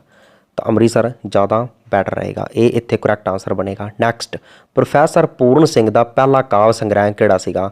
कन्यादान, खुले लेख, खुले कुंड जां खुले मैदान। सो प्रोफैसर पूर्ण सिंह का जिहड़ा पहला काव्य संग्रह सीगा वो सीगा खुले मैदान। डी इत्थे बिल्कुल सही आंसर बनेगा ऑप्शन नंबर डी। एक गल मैं तुहानूं होर दसना चाहुंदा, कुछ विद्यार्थियों का कहना है कि जिहड़ा डाटा है काफ़ी सानूं डीप तक कराया जा रहा है। ठीक है, ਤਾਂ ਉਹਨਾਂ ਵਿਦਿਆਰਥੀਆਂ ਨੂੰ ਮੈਂ ਰਿਕੁਐਸਟ ਕਰਦਾ ਕਿ ਜਿਹੜੇ ਮੇਨ ਕਵਿਤਾਵਾਂ ਬਣਦੀਆਂ ਨੇ, ਜਿਹੜੀਆਂ ਫੇਮਸ ਕਵਿਤਾਵਾਂ ਹਨ ਕਿਸੇ ਵੀ ਰਾਈਟਰ ਦੀਆਂ, ਸਿਰਫ ਉਹਨਾਂ ਨੂੰ ਤੁਸੀਂ ਯਾਦ ਕਰਨਾ ਹੈ। ਵੈਸੇ ਤਾਂ ਤੁਹਾਨੂੰ ਪਤਾ ਹੈ ਹਰੇਕ ਰਾਈਟਰ ਦੀਆਂ ਘੱਟ ਤੋਂ ਘੱਟ ਵੀ ਜਿਹੜੀਆਂ ਕਵਿਤਾਵਾਂ ਹਨ ਜਾਂ ਕੋਈ ਵੀ ਲੇਖ ਹੈ ਜਾਂ ਕਾਵ ਸੰਗ੍ਰਹਿ ਕਹਾਣੀ ਹੈ, ਲਗਭਗ 10 ਤੋਂ 15 ਤਾਂ ਆਰਾਮ ਨਾਲ ਬਣ ਜਾਂਦੀਆਂ ਹਨ ਹਰੇਕ ਦੀਆਂ, ਠੀਕ ਹੈ। ਬਾਕੀ 3 ਤੋਂ 4 ਜਿਹੜੀਆਂ 3-4 ਤੁਸੀਂ ਤਾਂ ਪੱਕਾ ਯਾਦ ਕਰਨੇ ਹਨ, ਚਾਹੇ ਕਾਵ ਸੰਗ੍ਰਹਿ ਹੈ, ਚਾਹੇ ਕਹਾਣੀ ਹੈ, ਚਾਹੇ ਕੋਈ ਕਵਿਤਾ ਹੈਗੀ ਹੈ। ਹਰੇਕ ਰਾਈਟਰ ਦੇ 3-4 ਕਵਿਤਾਵਾਂ ਜਿਹੜੀਆਂ ਹਨ ਉਹ ਤੁਸੀਂ ਜ਼ਰੂਰ ਯਾਦ ਕਰਨੀਆਂ। ਇਸ ਤੋਂ ਬਾਅਦ ਜੇਕਰ ਤੁਸੀਂ ਕਰਨਾ ਚਾਹੁੰਦੇ ਹੋ ਤਾਂ ਕਰ ਵੀ ਸਕਦੇ ਹੋ, ਬਟ ਹਰੇਕ ਕਵੀ ਦੀਆਂ ਜਿਹੜੀ 3-4 ਕਵਿਤਾਵਾਂ ਤੁਸੀਂ ਜ਼ਰੂਰ ਯਾਦ ਕਰਨੀਆਂ ਹੋਣਗੀਆਂ। ਜ਼ਿਆਦਾ ਜੇਕਰ ਤੁਸੀਂ ਯਾਦ ਨਹੀਂ ਕਰ ਸਕਦੇ, ਖਾਸ ਕਰਕੇ ਉਹ ਕਵਿਤਾਵਾਂ ਜਾਂ ਕਾਵ ਸੰਗ੍ਰਹਿ ਜਿਨ੍ਹਾਂ ਕਰਕੇ ਸਾਹਿਤ ਅਕਾਦਮੀ ਅਵਾਰਡ ਮਿਲਿਆ ਹੋਵੇ, ਠੀਕ ਹੈ, ਗਿਆਨਪੀਠ ਅਵਾਰਡ ਮਿਲਿਆ ਹੋਵੇ ਜਾਂ ਸਰਸਵਤੀ ਅਵਾਰਡ ਮਿਲਿਆ ਹੋਵੇ, ਤਾਂ ਉਹਨਾਂ ਕਵਿਤਾਵਾਂ ਨੂੰ ਤੁਸੀਂ ਜ਼ਰੂਰ ਯਾਦ ਕਰਨਾ ਹੈ। ਜਾਂ ਜਿਵੇਂ ਪਹਿਲਾ ਕਾਵ ਸੰਗ੍ਰਹਿ ਹੋ ਗਿਆ, ਪਹਿਲੀ ਕਹਾਣੀ ਹੋ ਗਈ ਜਾਂ ਸਵੈ ਜੀਵਨੀ ਹੋ ਗਈ, ਇੱਦਾਂ ਦੀ ਚੀਜ਼ਾਂ ਤੁਸੀਂ ਜ਼ਰੂਰ ਯਾਦ ਕਰਨੀਆਂ। ਇਹਨਾਂ ਵਿੱਚੋਂ ਜ਼ਿਆਦਾ ਕੁਐਸਚਨ ਬਣਨਗੇ ਆਪਣੇ ਪੇਪਰ ਦੇ ਵਿੱਚ, ਤਾਂ ਡੀ ਇੱਥੇ ਸਹੀ ਆਂਸਰ ਬਣੇਗਾ। ਨੈਕਸਟ, ਨਲ ਦਮਯੰਤੀ ਰਚਨਾ ਜਿਹੜੀ ਹੈ ਕਿਸ ਦੀ ਹੈ? ਭਾਈ ਵੀਰ ਸਿੰਘ ਦੀ, ਪ੍ਰੋਫੈਸਰ ਪੂਰਨ ਸਿੰਘ, ਬਲਵੰਤ ਗਾਰਗੀ ਜਾਂ ਧਨੀ ਰਾਮ ਚਾਤਰਿਕ। ਸੋ ਨਲ ਦਮਯੰਤੀ ਜਿਹੜੀ ਰਚਨਾ ਇਹ ਹੈਗੀ ਹੈ ਆਪਸ਼ਨ ਡੀ, ਯਾਨੀ ਕਿ ਧਨੀ ਰਾਮ ਚਾਤਰਿਕ ਦੀ। ਡੀ ਇੱਥੇ ਕਰੈਕਟ ਆਂਸਰ ਬਣੇਗਾ, ਆਪਸ਼ਨ ਨੰਬਰ ਡੀ। ਨੈਕਸਟ, ਸ਼੍ਰੀ ਹਰਿਮੰਦਰ ਸਾਹਿਬ ਦਾ ਨੀਂਹ ਪੱਥਰ ਕਿਸ ਦੁਆਰਾ ਰਖਵਾਇਆ ਗਿਆ ਸੀਗਾ? ਹਾਂਜੀ, ਇਹ ਕਰੈਕਟ ਆਂਸਰ ਬਣੇਗਾ ਸਿੱਖਾਂ ਦੇ 5ਵੇਂ ਗੁਰੂ ਸ਼੍ਰੀ ਗੁਰੂ ਅਰਜਨ ਦੇਵ ਜੀ ਦੁਆਰਾ ਹੀ ਸ਼੍ਰੀ ਹਰਿਮੰਦਰ ਸਾਹਿਬ ਦਾ ਨੀਂਹ ਪੱਥਰ ਰਖਵਾਇਆ ਗਿਆ ਸੀਗਾ। ਐਂਡ ਸ਼੍ਰੀ ਹਰਿਮੰਦਰ ਸਾਹਿਬ ਦਾ ਜਿਹੜਾ ਨਿਰਮਾਣ ਹੈ ਉਹ ਵੀ ਸ਼੍ਰੀ ਗੁਰੂ ਅਰਜਨ ਦੇਵ ਜੀ ਨੇ ਕਰਵਾਇਆ ਸੀ। ਐਂਡ ਸ਼੍ਰੀ ਹਰਿਮੰਦਰ ਸਾਹਿਬ ਦਾ ਜਿਹੜਾ ਨੀਂਹ ਪੱਥਰ ਹੈ ਉਹ ਰੱਖਿਆ ਗਿਆ ਸੀ 1599 ਈਸਵੀ ਦੇ ਵਿੱਚ ਸੂਫੀ ਸੰਤ ਮੀਆਂ ਮੀਰ ਜੀ ਦੁਆਰਾ। ਸੂਫੀ ਸੰਤ ਮੀਆਂ ਮੀਰ ਜੀ ਦੁਆਰਾ ਸ਼੍ਰੀ ਹਰਿਮੰਦਰ ਸਾਹਿਬ ਦਾ ਨੀਂਹ ਪੱਥਰ ਰੱਖਿਆ ਗਿਆ ਸੀਗਾ। ਐਂਡ ਬਾਬਾ ਬੁੱਢਾ ਜੀ ਤਾਂ ਇਹ ਪਹਿਲੇ ਹੈੱਡ ਗ੍ਰੰਥੀ ਬਣੇ ਸਨ ਸ਼੍ਰੀ ਹਰਿਮੰਦਰ ਸਾਹਿਬ ਦੇ। ਐਂਡ ਸੂਫੀ ਸੰਤ ਮੀਆਂ ਮੀਰ ਜੀ ਜਿਹੜੇ ਸਨ ਤਾਂ ਇਹ ਸਨ ਲਾਹੌਰ ਤੋਂ। ਕਿੱਥੋਂ ਸਨ? ਲਾਹੌਰ ਤੋਂ।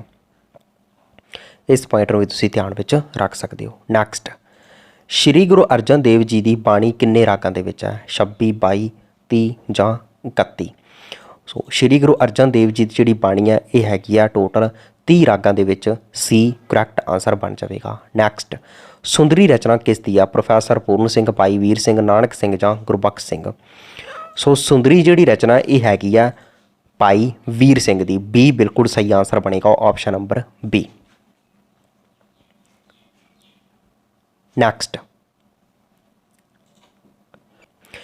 ਨੈਕਸਟ ਆਪਣਾ ਕੁਐਸਚਨ ਹੈਗਾ ਕਿਹੜਾ ਸਥਾਨ ਗੁਰੂ ਗੋਬਿੰਦ ਸਿੰਘ ਜੀ ਨੇ ਵਸਾਇਆ ਸੀਗਾ? ਤਖਤ ਸ਼੍ਰੀ ਪਟਨਾ ਸਾਹਿਬ, ਤਖਤ ਸ਼੍ਰੀ ਹਜ਼ੂਰ ਸਾਹਿਬ, ਪਾਉਂਟਾ ਸਾਹਿਬ ਜਾਂ ਉਪਰੋਕਤ ਸਾਰੇ। ਸੋ ਪਾਉਂਟਾ ਸਾਹਿਬ ਜਿਹਦਾ ਮੀਨਿੰਗ ਹੁੰਦਾ ਪੈਰ ਰੱਖਣ ਦੀ ਜਗ੍ਹਾ, ਤਾਂ ਇਹ ਜਿਹੜਾ ਸਥਾਨ ਹੈ ਸ਼੍ਰੀ ਗੁਰੂ ਗੋਬਿੰਦ ਸਿੰਘ ਜੀ ਨੇ ਵਸਾਇਆ ਸੀ, ਤਾਂ ਸੀ ਕਰੈਕਟ ਆਂਸਰ ਬਣੇਗਾ, ਆਪਸ਼ਨ ਨੰਬਰ ਸੀ।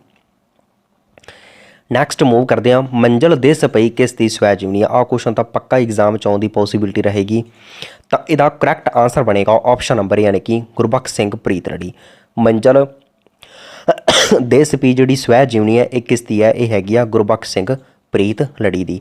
ਇਹ ਇੱਥੇ ਕਰੈਕਟ ਆਂਸਰ ਬਣੇਗਾ, ਆਪਸ਼ਨ ਨੰਬਰ ਏ। ਨੈਕਸਟ, ਪੰਜਾਬੀ ਭਾਸ਼ਾ ਦੀ ਕਿਹੜੀ ਧੁਨੀ ਅਨੁਨਾਸਿਕਤਾ ਨੂੰ ਪ੍ਰਗਟ ਕਰਦੀ ਹੈ? ਤਾਂ ਇੱਥੇ ਤੁਸੀਂ ਦੇਖਣਾ ਹੈ ਤਾਂ ਤੁਹਾਨੂੰ ਪਤਾ ਹੋਵੇਗਾ ਪੰਜਾਬੀ ਭਾਸ਼ਾ ਦੇ ਵਿੱਚ ਟੋਟਲ 5 ਧੁਨੀਆਂ ਹਨ ਜਿਹੜੀਆਂ ਅਨੁਨਾਸਿਕਤਾ ਨੂੰ ਪ੍ਰਗਟ ਕਰਦੀਆਂ ਹਨ। ਤਾਂ ਉਪਰੋਕਤ ਸਾਰੇ ਸਹੀ ਆਂਸਰ ਬਣੇਗਾ। ਨੰਨਾ, ਮੰਮਾ ਤੇ ਨਾਣਾ ਇਹ ਸਾਰੇ ਜਿਹੜੇ ਹਨ ਧੁਨੀਆਂ ਹਨ ਇਹ ਅਨੁਨਾਸਿਕਤਾ ਨੂੰ ਪ੍ਰਗਟ ਕਰਦੀਆਂ ਹਨ। ਡੀ ਕਰੈਕਟ ਆਂਸਰ ਬਣੇਗਾ, ਆਪਸ਼ਨ ਨੰਬਰ ਡੀ। ਨੈਕਸਟ, ਨਵੇਂ ਲੋਕ ਕਹਾਣੀ ਸੰਗ੍ਰਹਿ ਕਿਸ ਦਾ ਹੈ? ਸੁਜਾਨ ਸਿੰਘ, ਸੰਤੋਖ ਸਿੰਘ ਧੀਰ, ਕੁਲਵੰਤ ਸਿੰਘ ਵਿਰਕ ਜਾਂ ਗੁਰਬਖਸ਼ ਸਿੰਘ। ਸੋ ਨਵੇਂ ਲੋਕ ਜਿਹੜਾ ਕਹਾਣੀ ਸੰਗ੍ਰਹਿ ਇਹ ਹੈਗਾ ਆਪਸ਼ਨ ਸੀ ਯਾਨੀ ਕਿ ਕੁਲਵੰਤ ਸਿੰਘ ਵਿਰਕ ਦਾ। ਸੀ ਕਰੈਕਟ ਆਂਸਰ ਬਣੇਗਾ। ਨੈਕਸਟ, ਕਿਸੇ ਨੂੰ ਲਾ ਕੇ ਕਹੀ ਗੱਲ, ਇਸ ਲਈ ਆਪਾਂ ਇੱਕ ਸ਼ਬਦ ਚੁਣਨਾ, ਟਕੋਰ, ਅਤ ਕਥਨੀ, ਲਾਈ ਲੱਗ ਜਾਂ ਗਾਲੜੀ। ਗਾਲੜੀ ਤੋਂ ਹੁੰਦਾ ਜਿਹੜਾ ਗੱਲਾਂ ਵੱਧ ਕਰਦਾ ਹੋਵੇ, ਤਾਂ ਆਂਸਰ ਬਣੇਗਾ ਆਪਸ਼ਨ ਨੰਬਰ ਯਾਨੀ ਕਿ ਟਕੋਰ। ਕਿਸੇ ਨੂੰ ਲਾ ਕੇ ਕਹੀ ਗੱਲ ਤਾਂ ਉਸ ਨੂੰ ਆਪਾਂ ਕਹਾਂਗੇ ਟਕੋਰ। ਇਹ ਇੱਥੇ ਕਰੈਕਟ ਆਂਸਰ ਬਣੇਗਾ। ਨੈਕਸਟ, ਸ਼੍ਰੀ ਹਰਿਮੰਦਰ ਸਾਹਿਬ ਦੇ ਪਹਿਲੇ ਮੁੱਖ ਗ੍ਰੰਥੀ ਕੌਣ ਸਨ? ਇਹਦਾ ਆਂਸਰ ਮੈਂ ਤੁਹਾਨੂੰ ਪਹਿਲਾਂ ਹੀ ਦੱਸ ਚੁੱਕਿਆ ਹਾਂ, ਤਾਂ ਇਹਦਾ ਕਰੈਕਟ ਆਂਸਰ ਬਣੇਗਾ ਆਪਸ਼ਨ ਨੰਬਰ ਡੀ ਯਾਨੀ ਕਿ ਬਾਬਾ ਬੁੱਢਾ ਜੀ। ਸ਼੍ਰੀ ਹਰਿਮੰਦਰ ਸਾਹਿਬ ਦੇ ਪਹਿਲੇ ਹੈੱਡ ਗ੍ਰੰਥੀ ਸਨ ਬਾਬਾ ਬੁੱਢਾ ਜੀ। ਨੈਕਸਟ, ਦਸਮ ਗ੍ਰੰਥ ਕਿੰਨੀਆਂ ਰਚਨਾਵਾਂ ਦਾ ਸੰਗ੍ਰਹਿ? ਆਹ ਕੁਐਸਚਨ ਐਗਜ਼ਾਮ 'ਚ ਆਉਣ ਦੀ ਪੋਸੀਬਿਲਿਟੀ ਜ਼ਰੂਰ ਰਹੇਗੀ। ਤਾਂ ਜਿਹੜਾ ਦਸਮ ਗ੍ਰੰਥ ਹੈ ਇਹ ਟੋਟਲ 14 ਰਚਨਾਵਾਂ ਦਾ ਸੰਗ੍ਰਹਿ ਹੈ, ਤਾਂ ਇਹ ਬਿਲਕੁਲ ਸਹੀ ਆਂਸਰ ਬਣੇਗਾ, ਆਪਸ਼ਨ ਨੰਬਰ ਏ। ਠੀਕ ਹੈ, ਦਸਮ ਗ੍ਰੰਥ ਜਿਹੜੀ ਰਚਨਾ ਇਹ ਹੈਗੀ ਹੈ ਸ਼੍ਰੀ ਗੁਰੂ ਗੋਬਿੰਦ ਸਿੰਘ ਜੀ ਦੀ। ਨੈਕਸਟ ਆਪਾਂ ਦੇਖਦੇ ਹਾਂ ਖਾਲਸਾ ਪੰਥ ਦੀ ਸਿਰਜਣਾ ਕਦੋਂ ਹੋਈ ਸੀਗੀ? ਹਾਂਜੀ, ਖਾਲਸਾ ਪੰਥ ਦੀ ਜਿਹੜੀ ਸਿਰਜਣਾ 13 ਅਪ੍ਰੈਲ 1699 ਦੇ ਵਿੱਚ ਵਿਸਾਖੀ ਵਾਲੇ ਦਿਨ ਹੁੰਦੀ ਹੈ। ਠੀਕ ਹੈ, ਅਨੰਦਪੁਰ ਸਾਹਿਬ ਵਿਖੇ। ਤਾਂ ਸੀ ਕਰੈਕਟ ਆਂਸਰ ਬਣੇਗਾ ਆਪਸ਼ਨ ਨੰਬਰ ਸੀ। ਨੈਕਸਟ, ਅੰਮ੍ਰਿਤਾ ਪ੍ਰੀਤਮ ਦੀ ਕਿਹੜੀ ਰਚਨਾ 'ਤੇ ਫਿਲਮ ਵੀ ਬਣੀ ਹੋਈ ਹੈ? ਦਿੱਲੀ ਦੀ ਗਲੀਆਂ, ਅੱਜ ਆਖਾਂ ਵਾਰਸਾਂ ਨੂੰ, ਪਿੰਜਰ ਜਾਂ ਕਾਗਜ਼ 'ਤੇ ਕੈਨਵਸ। ਇੱਥੇ ਜਿੰਨੀਆਂ ਵੀ ਰਚਨਾਵਾਂ ਮੈਂਸ਼ਨ ਕੀਤੀਆਂ ਨੇ ਬਹੁਤ ਹੀ ਮਹੱਤਵਪੂਰਨ ਰਚਨਾਵਾਂ ਹਨ ਅੰਮ੍ਰਿਤਾ ਪ੍ਰੀਤਮ ਦੀਆਂ, ਸੋ ਇਹਨਾਂ ਨੂੰ ਤੁਸੀਂ ਧਿਆਨ ਵਿੱਚ ਜ਼ਰੂਰ ਰੱਖਣਾ ਹੈ। ਤਾਂ ਅੰਮ੍ਰਿਤਾ ਪ੍ਰੀਤਮ ਦੀ ਜਿਹੜੀ ਰਚਨਾ ਹੈਗੀ ਆ ਪਿੰਜਰ, ਤਾਂ ਇਹਦੇ ਉੱਪਰ ਫਿਲਮ ਵੀ ਬਣ ਚੁੱਕੀ ਆ। ਸੀ ਬਿਲਕੁਲ ਸਹੀ ਆਂਸਰ ਬਣੇਗਾ ਆਪਸ਼ਨ ਨੰਬਰ ਸੀ। ਐਂਡ ਜੇਕਰ ਆਪਾਂ ਗੱਲ ਕਰੀਏ ਅੱਜ ਆਖਾਂ ਵਾਰਸ ਸ਼ਾਹ ਨੂੰ, ਠੀਕ ਹੈ, ਇਹ ਜਿਹੜੀ ਰਚਨਾ ਹੈ ਇਹ ਆਪਣੇ ਭਾਰਤ ਅਤੇ ਪਾਕਿਸਤਾਨ ਦੇ ਵੰਡ ਦੇ ਨਾਲ ਰਿਲੇਟਡ ਹੈ। ਅੱਜ ਆਖਾਂ ਵਾਰਸ ਸ਼ਾਹ ਨੂੰ ਰਚਨਾ। ਨੈਕਸਟ, ਅੰਮ੍ਰਿਤਾ ਪ੍ਰੀਤਮ ਨੂੰ ਕਿਹੜੀ ਰਚਨਾ ਦੇ ਲਈ ਸਾਹਿਤ ਅਕਾਦਮੀ ਅਵਾਰਡ ਮਿਲਿਆ ਸੀਗਾ? ਸੋ ਇਹਦਾ ਕਰੈਕਟ ਆਂਸਰ ਬਣੇਗਾ ਆਪਸ਼ਨ ਨੰਬਰ ਸੀ, ਯਾਨੀ ਕਿ ਪਿੰਜਰ। ਠੀਕ ਹੈ, ਪਿੰਜਰ ਜਿਹੜੀ ਰਚਨਾ ਹੈ, ਸੌਰੀ ਬੀ ਕਰੈਕਟ ਆਂਸਰ ਬਣੇਗਾ ਇੱਥੇ, ਬੀ ਕਰੈਕਟ ਆਂਸਰ ਬਣੇਗਾ। ਇੱਥੇ ਥੋੜ੍ਹੀ ਮਿਸਟੇਕ ਹੈਗੀ ਹੈ। ਅੰਮ੍ਰਿਤਾ ਪ੍ਰੀਤਮ ਨੂੰ ਸਾਹਿਤ ਅਕੈਡਮੀ ਜਿਹੜਾ ਅਵਾਰਡ ਹੈ ਇਹ ਮਿਲਿਆ ਸੀਗਾ ਸੁਨਹਿਰੀ ਰਚਨਾ ਦੇ ਲਈ। ਠੀਕ ਹੈ, ਤਾਂ ਬੀ ਕਰੈਕਟ ਆਂਸਰ ਬਣੇਗਾ ਆਪਸ਼ਨ ਨੰਬਰ ਬੀ। ਇਸ ਤੋਂ ਇਲਾਵਾ ਜੇਕਰ ਆਪਾਂ ਗੱਲ ਕਰੀਏ ਅੰਮ੍ਰਿਤਾ ਪ੍ਰੀਤਮ ਨੂੰ ਜਿਹੜਾ ਗਿਆਨਪੀਠ ਅਵਾਰਡ ਹੈ ਇਹ ਮਿਲਿਆ ਸੀ ਕਾਗਜ਼ ਦੇ ਕੈਨਵਸ ਰਚਨਾ ਦੇ ਲਈ। ਸਾਹਿਤ ਅਕੈਡਮੀ ਅਵਾਰਡ ਮਿਲਿਆ ਸੀਗਾ ਸੁਨਹਿਰੇ ਦੇ ਲਈ, ਗਿਆਨਪੀਠ ਅਵਾਰਡ ਮਿਲਿਆ ਸੀਗਾ ਕਾਗਜ਼ ਤੇ ਕੈਨਵਸ ਦੇ ਲਈ। ਨੈਕਸਟ, ਕਿਹੜੇ ਕਿੱਸਾਕਾਰ ਨੇ ਜਿਹੜਾ ਪੰਜਾਬੀ ਬੋਲੀ ਨੂੰ ਪੰਜਾਬੀ ਦਾ ਨਾਮ ਦਿੱਤਾ ਹੈ? ਦਮੋਦਰ, ਵਾਰਸ ਸ਼ਾਹ, ਪੀਲੂ ਜਾਂ ਹਾਫਿਜ਼ ਬਰਖੁਦਾਰ। ਤਾਂ ਇਹਦਾ ਕਰੈਕਟ ਆਂਸਰ ਬਣੇਗਾ ਆਪਸ਼ਨ ਨੰਬਰ ਡੀ, ਯਾਨੀ ਕਿ ਹਾਫਿਜ਼ ਬਰਖੁਦਾਰ ਜਿਹੜੇ ਸੀਗੇ, ਤਾਂ ਇਸ ਨੇ ਪੰਜਾਬੀ ਨੂੰ ਜਿਹੜਾ ਪੰਜਾਬੀ ਬੋਲੀ ਨੂੰ ਪੰਜਾਬੀ ਦਾ ਨਾਮ ਦਿੱਤਾ ਸੀਗਾ।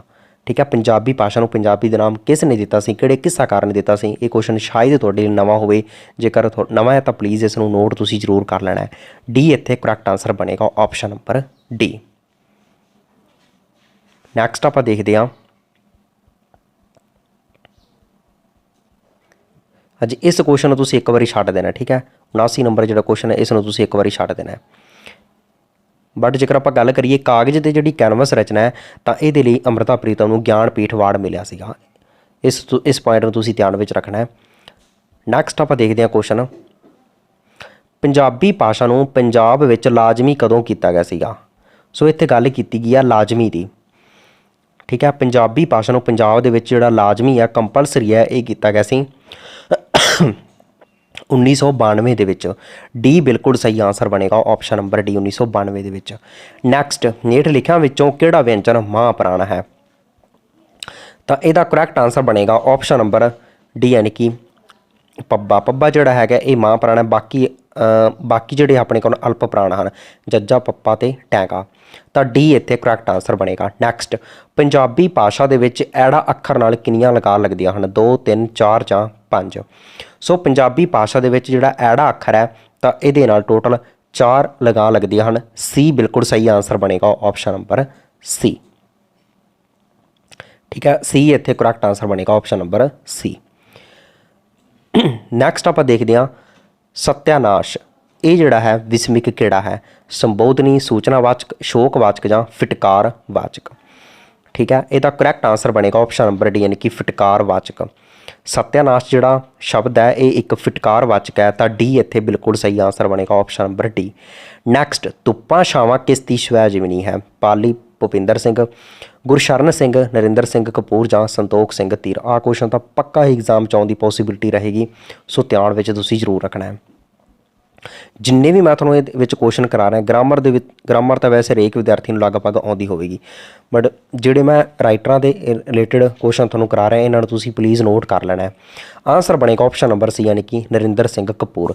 ਧੁੱਪਾਂ ਛਾਵਾਂ ਜਿਹੜੀ ਹੈ ਜੀਵਨੀ ਹੈ, ਸਵੈ ਜੀਵਨੀ ਹੈ, ਕਿਸ ਦੀ ਹੈ? ਇਹ ਹੈਗੀ ਹੈ ਨਰਿੰਦਰ ਸਿੰਘ ਕਪੂਰ ਦੀ। ਨੈਕਸਟ, ਰਾਤ ਚਾਨਣੀ ਕਿਸ ਦੀ ਰਚਨਾ ਹੈ?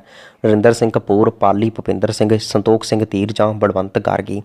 ਰਾਤ ਚਾਨਣੀ ਜਿਹੜੀ ਰਚਨਾ ਇਹ ਹੈਗੀ ਆ ਆਪਸ਼ਨ ਬੀ, ਪਾਲੀ, ਭੁਪਿੰਦਰ ਸਿੰਘ ਦੀ। ਬੀ ਕਰੈਕਟ ਆਂਸਰ ਬਣੇਗਾ। ਨੈਕਸਟ, ਪਹਿਲਵਾਨਾਂ ਦਾ ਕੋਲ, ਇਸ ਲਈ ਆਪਾਂ ਇੱਕ ਸ਼ਬਦ ਚੁਣਨਾ ਹੈ। ਇਹਦੇ ਵਿੱਚ ਤੁਸੀਂ ਕਨਫਿਊਜ਼ ਹੋ ਸਕਦੇ ਜੇ। ਹਾਂਜੀ, ਪਹਿਲਵਾਨਾਂ ਦਾ ਕੋਲ ਜਿਹੜਾ ਉਸ ਨੂੰ ਕਿਹਾ ਜਾਂਦਾ ਹੈ ਛਿੰਝ। ਸੀ ਕਰੈਕਟ ਆਂਸਰ ਬਣੇਗਾ ਆਪਸ਼ਨ ਨੰਬਰ ਸੀ।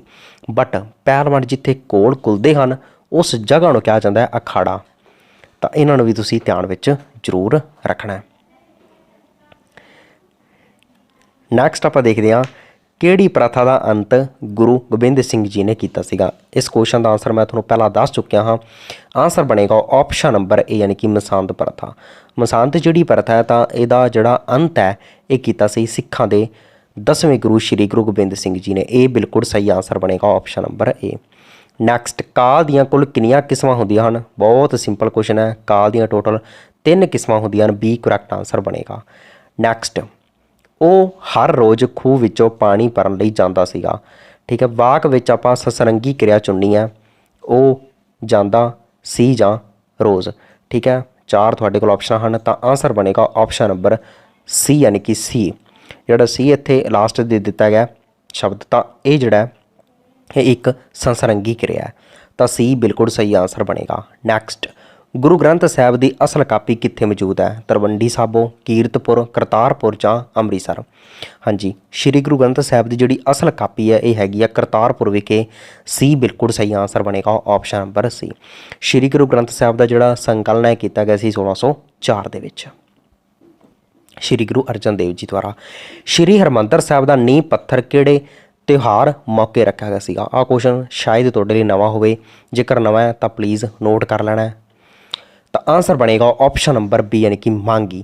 ਮਾਘੀ ਤਿਉਹਾਰ ਦੇ ਮੌਕੇ ਸ਼੍ਰੀ ਹਰਿਮੰਦਰ ਸਾਹਿਬ ਦਾ ਨੀਂਹ ਪੱਥਰ ਰੱਖਿਆ ਗਿਆ ਸੀਗਾ। ਬੀ ਬਿਲਕੁਲ ਸਹੀ ਆਨਸਰ ਬਣੇਗਾ। ਠੀਕ ਹੈ, ਮਾਘੀ ਦੇ ਜਿਹੜਾ ਤਿਉਹਾਰ ਹੈ ਠੀਕ ਹੈ ਫੇਮਸ ਮੰਨਿਆ ਜਾਂਦਾ ਸ਼੍ਰੀ ਮੁਕਤਸਰ ਸਾਹਿਬ ਦਾ। ਇਸ ਤੋਂ ਇਲਾਵਾ ਲੋਹੜੀ ਤੋਂ ਅਗਲੇ ਦਿਨ ਹੁੰਦੀ ਆ ਮਾਘੀ ਐਂਡ ਪੋਹ ਦਾ ਜਿਹੜਾ ਆਖਰੀ ਦਿਨ ਹੁੰਦਾ ਹੈ ਤਾਂ ਉਸ ਦਿਨ ਲੋਹੜੀ ਦਾ ਤਿਉਹਾਰ ਮਨਾਇਆ ਜਾਂਦਾ ਹੈ। ਲੋਹੜੀ ਤੋਂ ਅਗਲੇ ਦਿਨ ਮਾਘੀ ਹੁੰਦੀ ਹੈ। ਨੈਕਸਟ ਮੁਈਨ ਉਲ ਇਸਲਾਮ ਕਿਸ ਦਾ ਪੂਰਾ ਨਾਮ ਸੀਗਾ? ਹਾਂਜੀ, ਮੁਈਨ ਉਲ ਇਸਲਾਮ। ਸ਼ਾਇਦ ਕੁਐਸਚਨ ਦਾ ਆਨਸਰ ਤੁਹਾਨੂੰ ਨਾ ਪਤਾ ਹੋਵੇ ਤਾਂ ਆਨਸਰ ਬਣੇਗਾ ਆਪਸ਼ਨ ਨੰਬਰ ਸੀ ਯਾਨੀ ਕਿ ਸੂਫੀ ਸੰਤ ਮੀਆਂ ਮੀਰ ਜੀ। ਸੂਫੀ ਸੰਤ ਮੀਆਂ ਮੀਰ ਜੀ ਦਾ ਜਿਹੜਾ ਪੂਰਾ ਨਾਮ ਸੀਗਾ ਉਹ ਸੀਗਾ ਮੁਈਨ ਉਲ ਇਸਲਾਮ ਤਾਂ ਸੀ ਕਰੈਕਟ ਆਨਸਰ ਬਣੇਗਾ। ਨੈਕਸਟ ਸਿੱਖ ਧਰਮ ਦੇ ਕਿੰਨਵੇਂ ਗੁਰੂ ਨੇ ਪਰਦਾ ਪ੍ਰਥਾ ਦੀ ਨਿਖੇਧੀ ਕੀਤੀ ਹੈ? ਪਹਿਲੇ, ਦੂਜੇ, ਤੀਜੇ ਜਾਂ ਚੌਥੇ? ਠੀਕ ਹੈ, ਤਾਂ ਆਨਸਰ ਬਣੇਗਾ ਆਪਸ਼ਨ ਨੰਬਰ ਸੀ ਯਾਨੀ ਕਿ ਤੀਜੇ। ਸ਼੍ਰੀ ਗੁਰੂ ਅਮਰਦਾਸ ਜੀ ਨੇ ਜਿਹੜੇ ਗੁਰੂ ਸਨ ਤਾਂ ਇਹਨਾਂ ਨੇ ਪਰਦਾ ਪ੍ਰਥਾ ਦੀ ਜਿਹੜੀ ਹੈ ਨਿਖੇਧੀ ਕੀਤੀ ਹੈ। ਸੀ ਬਿਲਕੁਲ ਸਹੀ ਆਨਸਰ ਬਣੇਗਾ ਆਪਸ਼ਨ ਨੰਬਰ ਸੀ। ਨੈਕਸਟ ਗੁਰੂ ਅਮਰਦਾਸ ਜੀ ਦੀ ਬਾਣੀ ਕਿੰਨੇ ਰਾਗਾਂ ਦੇ ਵਿੱਚ ਹੈ? 17, 18, 22 ਜਾਂ 19? ਸੋ ਗੁਰੂ ਅਮਰਦਾਸ ਜੀ ਜਿਹੜੀ ਬਾਣੀ ਹੈ ਇਹ ਹੈਗੀ ਹੈ 17 ਰਾਗਾਂ ਦੇ ਵਿੱਚ। ਇਹ ਬਿਲਕੁਲ ਸਹੀ ਆਨਸਰ ਬਣੇਗਾ ਆਪਸ਼ਨ ਨੰਬਰ ਏ। ਨੈਕਸਟ ਕੱਕਾ ਰੇਤਾ ਨਾਵਲ ਕਿਸ ਦਾ ਹੈ? ਬਲਵੰਤ ਗਾਰਗੀ, ਭਾਈ ਵੀਰ ਸਿੰਘ, ਨਾਨਕ ਸਿੰਘ ਜਾਂ ਗੁਰਦਿਆਲ ਸਿੰਘ? ਸੋ ਕੱਕਾ ਰੇਤਾ ਜਿਹੜਾ ਨਾਵਲ ਹੈ ਇਹ ਹੈਗਾ ਬਲਵੰਤ ਗਾਰਗੀ ਦਾ। ਇਹ ਬਿਲਕੁਲ ਸਹੀ ਆਨਸਰ ਬਣੇਗਾ ਆਪਸ਼ਨ ਨੰਬਰ ਏ। ਨੈਕਸਟ ਬਲਵੰਤ ਗਾਰਗੀ ਨੂੰ ਸਾਹਿਤ ਅਕਾਦਮੀ ਪੁਰਸਕਾਰ ਨਾਲ ਕਦੋਂ ਸਨਮਾਨਿਤ ਕੀਤਾ ਗਿਆ ਸੀ? 1962, 65, 67 ਜਾਂ 99 ਦੇ ਵਿੱਚ? ਸੋ ਬਲਵੰਤ ਗਾਰਗੀ ਨੂੰ ਜਿਹੜਾ ਸਾਹਿਤ ਅਕਾਦਮੀ ਅਵਾਰਡ ਮਿਲਿਆ ਸੀਗਾ ਇਹ ਮਿਲਿਆ ਸੀ 1962 ਦੇ ਵਿੱਚ। ਇਹ ਬਿਲਕੁਲ ਸਹੀ ਆਨਸਰ ਬਣੇਗਾ ਆਪਸ਼ਨ ਨੰਬਰ ਏ। ਨੈਕਸਟ ਚਿਰ ਦੀ ਸੂਈ ਮੱਝ ਜਾਂ ਗਊ ਤਾਂ ਇਸ ਲਈ ਇੱਕ ਸ਼ਬਦ ਆਪਾਂ ਚੁਣਨਾ ਹੈ। ਇਸ ਕੁਐਸਚਨ ਵਿੱਚ ਤੁਸੀਂ ਪੱਕਾ ਹੀ ਕਨਫਿਊਜ਼ ਹੋਗੇ। ਤਾਂ ਚਿਰ ਦੀ ਸੂਈ ਮੱਝ ਜਾਂ ਗਊ ਤਾਂ ਇਹਦੇ ਲਈ ਆਪਾਂ ਇੱਕ ਸ਼ਬਦ ਚੁਣ ਸਕਦੇ ਹਾਂ ਖਾਂਗੜ। ਠੀਕ ਹੈ, ਤਾਂ ਡੀ ਬਿਲਕੁਲ ਸਹੀ ਆਨਸਰ ਬਣੇਗਾ ਆਪਸ਼ਨ ਨੰਬਰ ਡੀ। ਜਿਹੜੀ ਮੱਝ ਜਾਂ ਗਾਂ ਹਰ ਸਾਲ ਸੋਏ ਤਾਂ ਉਸ ਨੂੰ ਕਿਹਾ ਜਾਂਦਾ ਹਰ ਵਰਿਆਈ। ਇਹ ਕੁਐਸਚਨ ਬਹੁਤ ਵਾਰ ਐਗਜ਼ਾਮ 'ਚ ਰਿਪੀਟ ਹੁੰਦੇ ਹਨ ਸੋ ਧਿਆਨ ਵਿੱਚ ਤੁਸੀਂ ਜ਼ਰੂਰ ਰੱਖਣਾ ਹੈ। ਨੈਕਸਟ ਆਪਾਂ ਕੁਐਸਚਨ ਦੇਖਦੇ ਹਾਂ ਸੋਨੇ ਨੂੰ ਪਰਖਣ ਵਾਲਾ ਪੱਥਰ। ਇਸ ਲਈ ਇੱਕ ਸ਼ਬਦ ਦੀ ਆਪਾਂ ਚੋਣ ਕਰਨੀ ਹੈ। ਤਾਂ ਸੋਨੇ ਨੂੰ ਪਰਖਣ ਵਾਲਾ ਪੱਥਰ ਤਾਂ ਉਸ ਨੂੰ ਕਿਹਾ ਜਾਂਦਾ ਕਸੌਟੀ। ਬੀ ਬਿਲਕੁਲ ਸਹੀ ਆਨਸਰ ਬਣੇਗਾ option number B. Next Punjabi ਭਾਸ਼ਾ ਦੀ ਪਹਿਲੀ ਸਵੈ ਜੀਵਨੀ ਕਿਹੜੀ ਸੀਗੀ? ਹਾਂਜੀ, ਪੰਜਾਬੀ ਭਾਸ਼ਾ ਦੀ ਜਿਹੜੀ ਪਹਿਲੀ ਸਵੈ ਜੀਵਨੀ ਹੈ ਇਹ ਮੰਨੀ ਜਾਂਦੀ ਹੈ ਆਰਸੀ ਪ੍ਰਿੰਸੀਪਲ ਤੇਜਾ ਸਿੰਘ ਦੀ ਸਵੈ ਜੀਵਨੀ ਹੈ ਆਰਸੀ। ਤਾਂ ਇਹ ਪੰਜਾਬੀ ਭਾਸ਼ਾ ਦੀ ਪਹਿਲੀ ਸਵੈ ਜੀਵਨੀ ਹੈ। ਡੀ ਇੱਥੇ ਬਿਲਕੁਲ ਸਹੀ ਆਨਸਰ ਬਣੇਗਾ ਆਪਸ਼ਨ ਨੰਬਰ ਡੀ। ਨੰਗੀ ਧੁੱਪ ਜਿਹੜੀ ਸਵੈ ਜੀਵਨੀ ਹੈ ਇਹ ਹੈਗੀ ਹੈ ਬਲਵੰਤ ਗਾਰਗੀ ਦੀ। ਰਸੀਦੀ ਟਿਕਟ ਤਾਂ ਤੁਹਾਨੂੰ ਪਤਾ ਹੋਵੇਗਾ ਅੰਮ੍ਰਿਤਾ ਪ੍ਰੀਤਮ ਦੀ ਸਵੈ ਜੀਵਨੀ ਹੈ। ਸੋ ਇਸ ਦੇ ਨਾਲ ਹੀ ਅੱਜ ਦੀ ਆਪਣੀ ਇਹ ਵੀਡੀਓ ਇੱਥੇ ਹੀ ਸਮਾਪਤ ਹੁੰਦੀ ਹੈ। ਸੋ ਉਮੀਦ ਕਰਦਾ ਕਿ ਇਹ ਵੀਡੀਓ ਤੁਹਾਨੂੰ ਬਹੁਤ ਹੀ ਜ਼ਿਆਦਾ ਹੈਲਪਫੁਲ ਲੱਗੀ ਹੋਵੇਗੀ। ਸੋ ਪਲੀਜ਼ ਸਾਰੇ ਵਿਦਿਆਰਥੀਆਂ ਨੂੰ ਰਿਕੁਐਸਟ ਹੈ ਕਿ ਜਿੰਨੇ ਵੀ ਤੁਹਾਡੇ ਮਾਰਕਸ ਬਣੇ ਹਨ 100 ਦੇ ਵਿੱਚੋਂ ਚਾਹੇ 50 ਬਣੇ ਹਨ, 60 ਬਣੇ ਹਨ, 70 80 ਜਿੰਨੇ ਵੀ ਤੁਹਾਡੇ ਮਾਰਕਸ ਬਣੇ ਹਨ ਪਲੀਜ਼ ਕਮੈਂਟ ਬਾਕਸ ਵਿੱਚ ਤੁਸੀਂ ਜ਼ਰੂਰ ਮੈਂਸ਼ਨ ਕਰਨੇ ਹਨ। ਇਸ ਤੋਂ ਇਲਾਵਾ ਜੇਕਰ ਵੀਡੀਓ ਨੂੰ ਸ਼ੇਅਰ ਨਹੀਂ ਕੀਤਾ ਤਾਂ ਪਲੀਜ਼ ਵੀਡੀਓ ਨੂੰ ਤੁਸੀਂ ਵੱਧ ਤੋਂ ਵੱਧ ਸ਼ੇਅਰ ਵੀ ਜ਼ਰੂਰ ਕਰਨਾ ਹੈ। ਬਾਕੀ WhatsApp ਗਰੁੱਪ ਨੂੰ ਜੁਆਇਨ ਨਹੀਂ ਕੀਤਾ ਹੋਇਆ ਤਾਂ ਉਸ ਨੂੰ ਵੀ ਤੁਸੀਂ ਜ਼ਰੂਰ ਜੁਆਇਨ ਕਰ ਲੈਣਾ ਹੈ। ਉੱਥੇ ਤੁਹਾਨੂੰ ਇਸ ਦੀ PDF ਵੀ ਮਿਲ ਜੇਗੀ ਐਂਡ ਬਾਕੀ ਆਪਾਂ ਜਿਹੜੀਆਂ ਵੀਡੀਓਜ਼ ਅਪਲੋਡ ਕਰ ਚੁੱਕੇ ਹਾਂ ਤਾਂ ਉਹਨਾਂ ਦੀ PDF ਵੀ ਤੁਹਾਨੂੰ ਪ੍ਰੋਵਾਈਡ ਕਰਵਾ ਦਿੱਤੀਆਂ ਜਾਣਗੀਆਂ। ਇਸ ਤੋਂ ਇਲਾਵਾ ਜੇਕਰ ਤੁਸੀਂ ਹੋਰ ਵੀਡੀਓਜ਼ ਦੇਖਣਾ ਚਾਹੁੰਦੇ ਹੋ ਤਾਂ ਤੁਸੀਂ ਚੈਨਲ ਦੀ ਪਲੇ ਲਿਸਟ ਚੈੱਕ ਕਰਕੇ ਦੇਖੋ, ਉੱਥੇ ਤੁਹਾਨੂੰ ਬਹੁਤ ਸਾਰੀਆਂ ਵੀਡੀਓਜ਼ ਮਿਲ ਜਾਣਗੀਆਂ। ਤਾਂ ਹੁਣ ਆਪਾਂ ਵੀਡੀਓ ਨੂੰ ਇੱਥੇ ਹੀ ਸਮਾਪਤ ਕਰਦੇ ਹਾਂ, ਮਿਲਦੇ ਹਾਂ ਕਿਸੇ ਨੈਕਸਟ ਵੀਡੀਓ ਦੇ ਵਿੱਚ। Thank you.